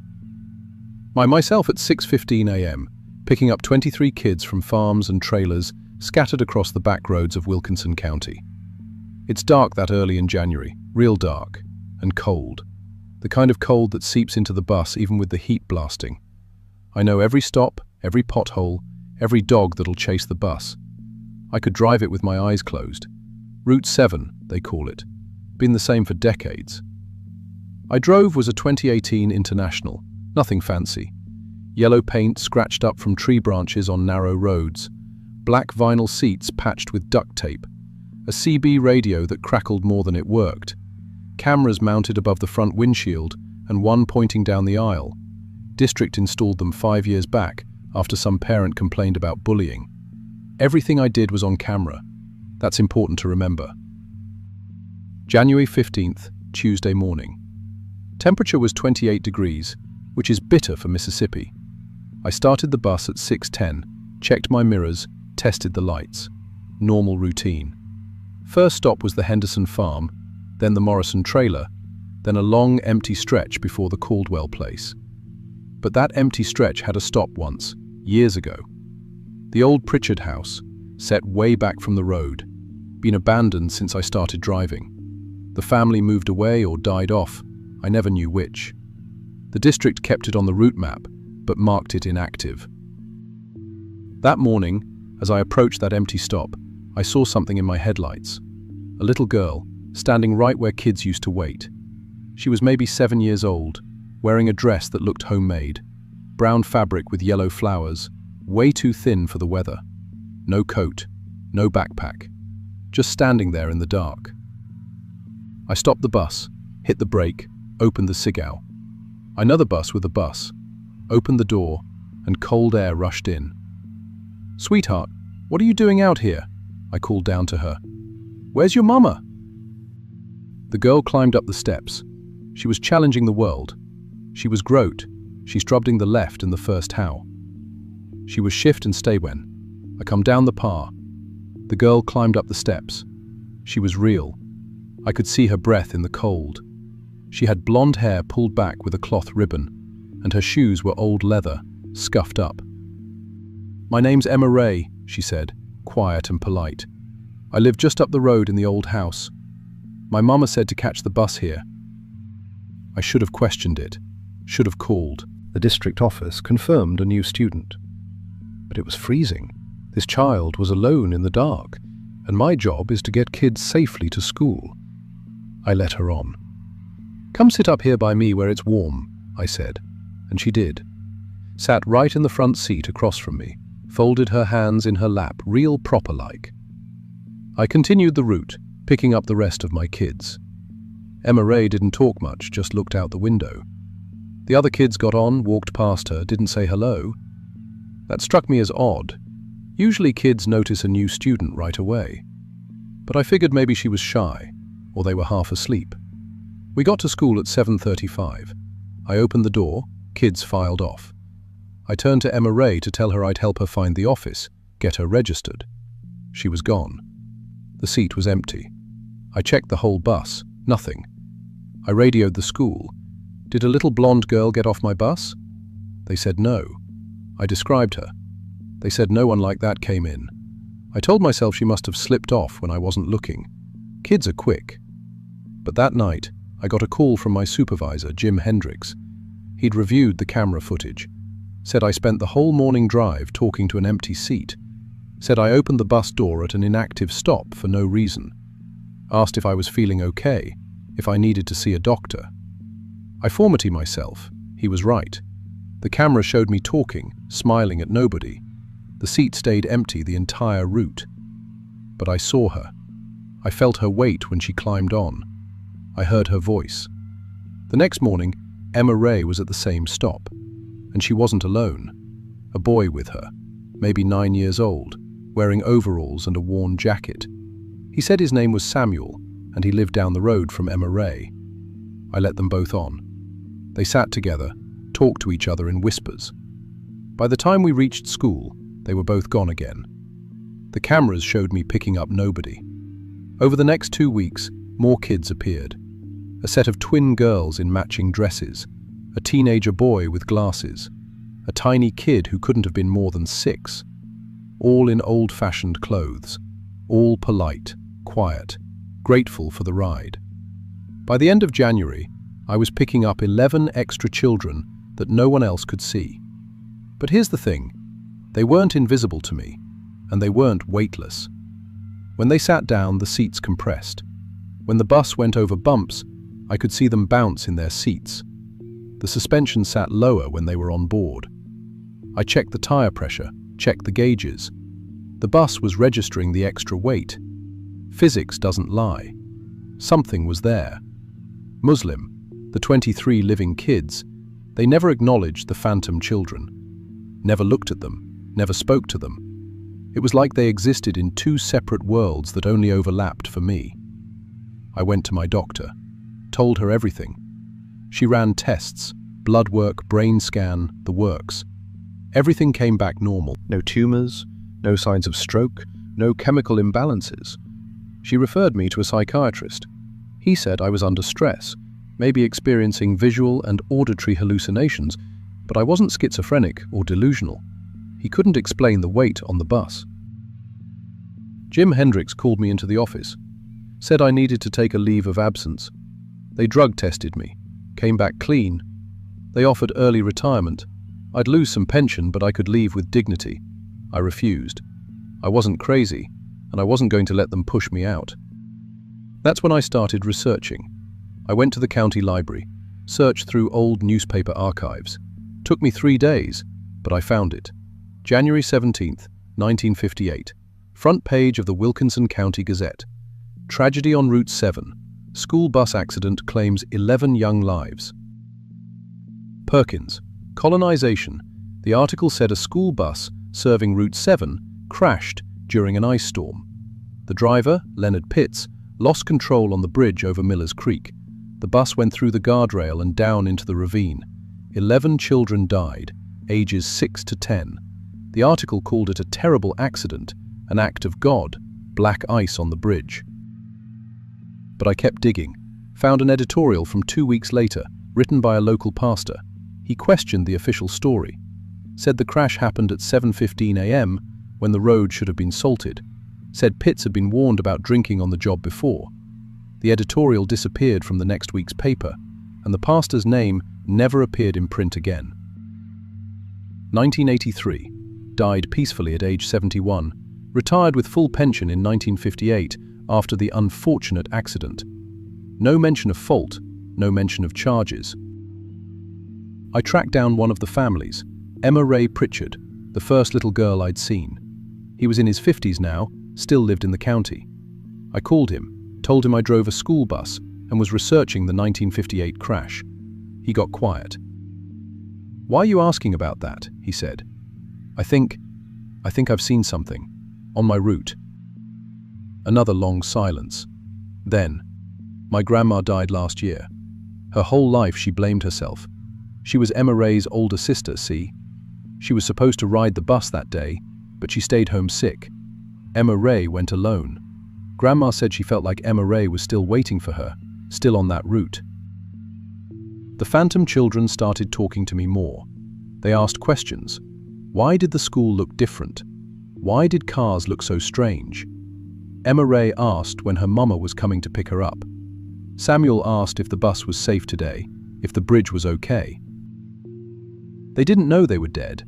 Every morning, they got on the bus, rode towards school, and somewhere along the route, right when we crossed the bridge over Miller's Creek, they disappeared, reset. The next morning, they'd be at their stops again, waiting. They were stuck in a loop, 66 years of riding the same route, never reaching school, never going home. I tried everything. I talked to them, told them gently what had happened. They didn't understand. When I crossed the bridge each morning, newly reinforced, safe, they got quiet and scared. Then they'd vanish. In late February, I got a notice. The old Miller's Creek Bridge was scheduled for demolition in March, finally being replaced after decades of patching and repairs. The new bridge would be built 50 yards downstream. I realized if the physical location was destroyed, the children might be freed, or they might be trapped forever, their loop tied to a bridge that no longer existed. That's when Samuel spoke to me clearly for the first time. It was a Friday morning, March 8th. He sat in the front seat and looked at me with old, tired eyes. "Mr. Neese," he said, "we know what happened now. We remember the cold water. We remember Mr. Pitts smelling funny. We've been riding this bus for so long. We're so tired. Can you help us go home?" I asked how. Emma Ray said, "We need to finish the ride. The real ride. The one that went wrong." What they meant. But I couldn't. I wouldn't. It was insane. But they kept asking. All 11 of them. Every morning. "Please, Mr. Neese, we want to go home." On Friday, March 15th, I made my decision. I picked up my regular 23 students, drove them safely to school like always. Then I radioed dispatch that I was taking the bus back to the yard for maintenance. Instead, I drove back toward Route 7. It was snowing. Real snow, rare for Mississippi in March. But there it was, thick, white flakes. Just like 1958. The 11 children were waiting at their stops. I picked them up. They knew what I was doing. Some were excited. "Are we going home?" Emma Ray asked. Others were terrified. Samuel said, "Mr. Neese, please be careful. The bridge gets icy." I drove toward Miller's Creek Bridge. My hands shook on the wheel. The snow came down harder. The road got slick. I could feel the bus sliding slightly. The children were singing now, an old song I didn't recognize. Their voices filled the bus. I accelerated. Not much, but enough. The children screamed, some in joy, some in fear. At the last second, I hit the brakes, hard. The bus skidded on the snowy road, fishtailed, slammed into the bridge railing at an angle. Metal screeched. The railing held. It had been reinforced since 1958. The bus stopped, nose against the rail, teetering. But we didn't go over. I was sobbing, shaking. The children were crying, hugging each other. Then silence. Emma Ray looked at me. Her eyes were different, aware, present. "We crashed," she whispered. "We remembered. It was so cold. The water was so cold." One by one, they understood. They could see the present now. They saw the date on my phone display, 2024. They understood they'd died. They understood they'd been trapped.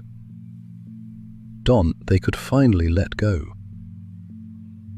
They faded slowly, waving goodbye. Samuel was last.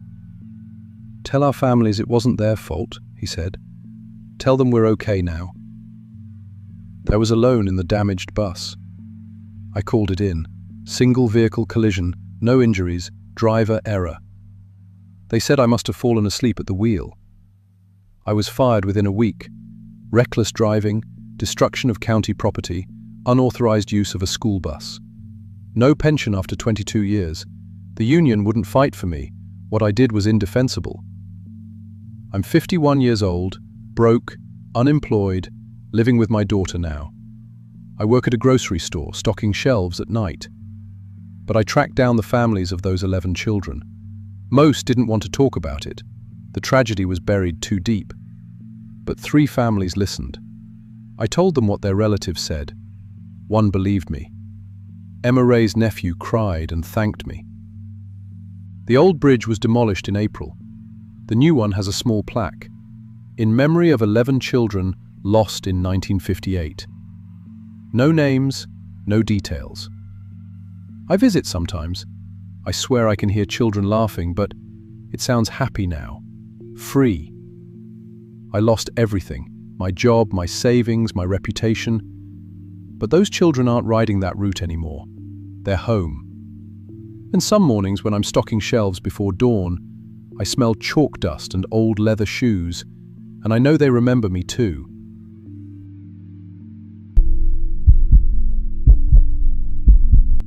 My name is Jessica Tran, and I've been a rural route carrier for the United States Postal Service for 6 years. I drive the same 87 miles every single day, serving 127 mailboxes scattered across the farmland outside Meridian, Mississippi.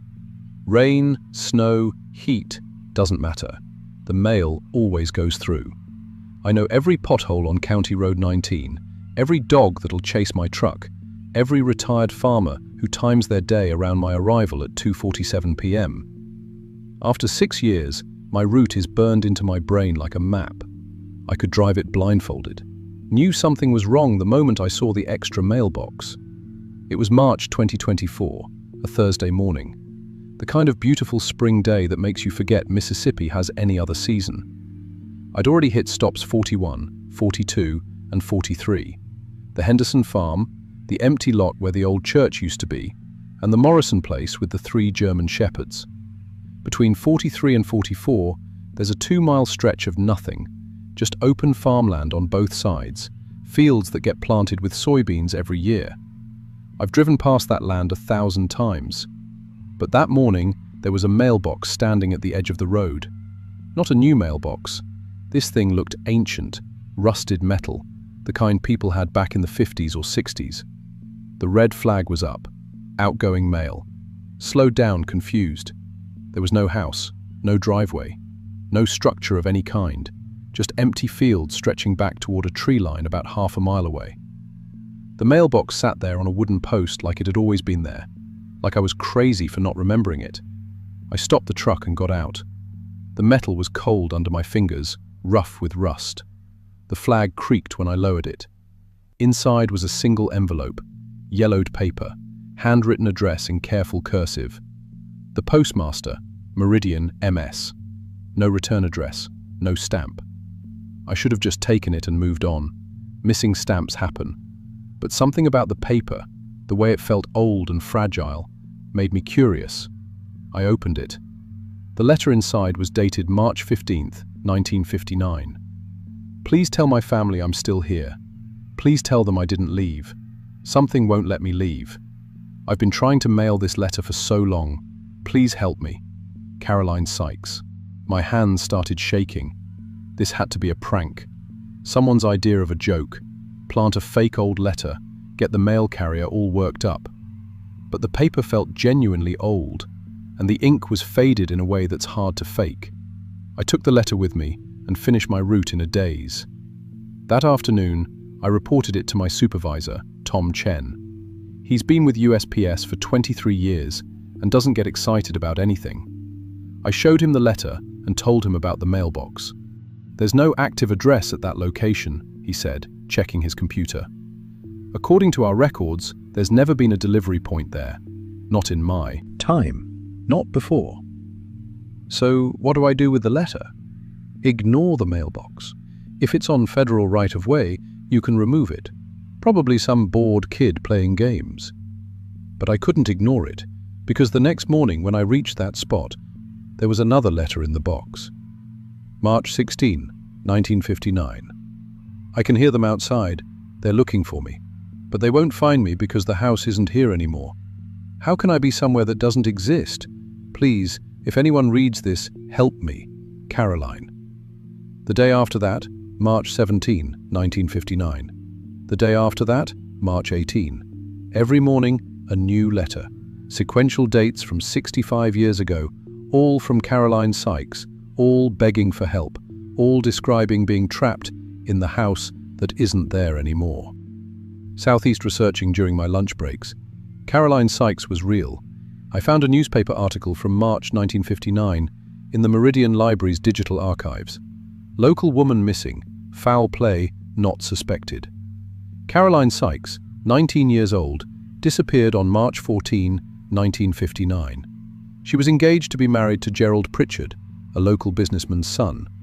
The article said she'd probably run away, gotten cold feet about the wedding. But these letters didn't sound like someone who'd run away. They sounded like someone who died and couldn't leave. After 2 weeks of collecting letters, I tried something. I put mail into the box, just junk mail addressed to occupant. When I came back the next day, the mail was still there, but it hadn't been touched. It just sat in the box like it was waiting. Then the next day, it was gone, and there was a new outgoing letter. Thank you for trying, but I can't receive anything. I can only send. I'm trying to reach someone who remembers me. Is anyone still looking? Caroline. I found her niece through Facebook, Martha Sykes Coleman, 71 years old, living in Jackson. I called her, expecting her to hang up on me like I was crazy. Instead, she started crying. Aunt Caroline wouldn't have run away, Martha said. I was only 6 when she disappeared, but I remember her. She was happy. She loved Gerald. Everyone said she got scared and ran, but I never believed it. Something happened to her. I think something did, I said, and I think she's trying to tell us what. That's when I noticed the mailbox was moving. On Monday of the 3rd week, the mailbox was at mile marker 43, where it had been since the beginning. Tuesday, I found it at mile marker 39. Wednesday, mile marker 31. It was traveling backward along my route, following my path home. The letters changed too. You're the first person who's read my letters.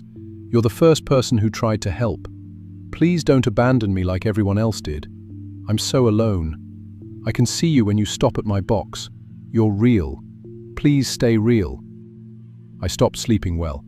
Every morning, I'd drive my route with my heart pounding, wondering where the mailbox would be. Every evening, I'd check my driveway, terrified I'd see it there. On Friday, I did. Rusted mailbox stood at the end of my driveway, next to my own blue mailbox. The flag was up. I sat in my truck for 5 minutes before I could make myself get out. My hands shook as I opened it. The letter inside was addressed to me, just Jessica Tran, in that same careful handwriting. I need you to find where they buried me. I need someone to know I didn't run away. I was murdered. He killed me and buried me on his property. Then he built over the grave so no one would find me. The house is gone now, but I'm still there, under where the foundation was. Please dig me up. Please tell everyone I didn't abandon my family. Please free me. Caroline. Below that were directions, detailed, specific directions to a location on my route, the empty farmland where the mailbox had first appeared. I drove there the next morning, my day off. The land was exactly as she'd described, flat, empty, with old broken concrete visible in places through the grass. Foundation remnants. I checked property records at the county office. A house had stood there from 1920 to 1987 when it was demolished. The property had been owned by the Pritchard family, Gerald Pritchard's family. I found another newspaper article from September 1959. Gerald Pritchard had married a woman named Dorothy Hayes 6 months after Caroline disappeared. I called the police. They didn't want to hear it. Letters from a ghost isn't exactly compelling evidence. But I kept pushing, kept calling, kept showing them the property records and the newspaper articles and the letters themselves. Finally, a detective named Sarah Morrison agreed to bring a ground-penetrating radar unit out to the site. But if we don't find anything, you need to let this go, she said. I stood there on that empty farmland on a cold Tuesday morning in April while they ran the GPR over the ground. Detective Morrison watched the screen, her expression slowly changing. There's something here, she said quietly. Soil disruption consistent with a burial, about 6 feet down. Confiscated team the next day. I took a personal day from work to be there. It took them 4 hours of careful digging. They found her at 6 feet. Skeletal remains, female, age appropriate for a young adult. They'd need dental records to confirm identity, but Detective Morrison looked at me with something between awe and disbelief. How did you know? She asked. I didn't answer. I was staring at the edge of the excavation site. Xiaomi stood there, young, maybe 19, wearing a pale blue dress from the 1950s. She was translucent, like looking through water. Caroline. She was smiling, tears running down her face, mouthing, "Thank you," over and over. Then her expression changed, her "tell me about me" turned. A man in his 40s stood behind me, holding the shovel, raised over his head like a weapon. I'd never seen him before, but his face had the same sharp features I'd seen in the old newspaper photo of Gerald Pritchard. I screamed and threw myself sideways. The shovel came down, missing my head by inches, slamming into the ground. Detective Morrison and 2 officers tackled him before he could swing again. He fought them, screaming, "You can't do this! You can't destroy my family! We've protected this secret for 65 years. She was a whore who deserved what she got." They arrested him, James Pritchard, Gerald's grandson. At the station, he broke down completely. His grandfather had confessed on his deathbed. Gerald had killed Caroline when she threatened to call off the wedding after discovering he'd been hitting her during their engagement. He'd buried her on his family's property and demolished the house 30 years later to make sure no one would ever look there. The case was reopened as a homicide. Caroline's remains were returned to her family for a proper burial. I attended the funeral. Martha hugged me for a long time, crying, thanking me for giving her family closure after 65 years of not knowing. During the service, I saw Caroline one more time. She stood at the back of the chapel with an older couple, her parents, I thought, also dead now. She looked at me and waved. Just a small wave, like saying goodbye to a friend. Then they were gone. The local news picked up the story. Mail carrier solves 65-year-old cold case. I got letters of commendation from USPS and the police department. For about 2 weeks, I was a minor celebrity. But I couldn't drive past that location without having panic attacks. Couldn't stop thinking about James Pritchard coming at me with that shovel. I started carrying pepper spray, started taking self-defense classes twice a week. And then, the other mailboxes started appearing. First one at mile marker 57. Rusted, old, appearing overnight. Another outgoing letter, dated 1973, from someone named Michael Torres, who disappeared from the area. Then one at mile marker 12. Then one at marker 68. Phoneland so far. 4 more people who vanished decades ago, trying to send letters, trying to tell someone what happened to them. I reported them. My supervisor told me to ignore them. Vandalism, pranks. Don't let yourself get obsessed. But I can't ignore them. I've started reading every letter, researching every name. I found 3 more potential murder victims. The police won't investigate without more evidence than ghost letters. My girlfriend says I'm obsessed, that this isn't healthy. She's probably right. We're talking about breaking up. She says I care more about dead people than about her. Maybe I do, because these people have no one else. I'm the only person they can reach. I'm their last hope for being remembered. For justice. For someone knowing they didn't just disappear, that someone took them, killed them, buried them. So I keep driving my route. I keep reading the letters. I keep researching. I keep pushing police to investigate. And every morning, I check my mirrors, watching for cars that follow too long. I keep the pepper spray in my pocket and the doors locked. Because James Pritchard wasn't the only person with family secrets to protect. I'm terrified one of the others will come after me too. The mail always goes through, even from the dead, especially from the dead.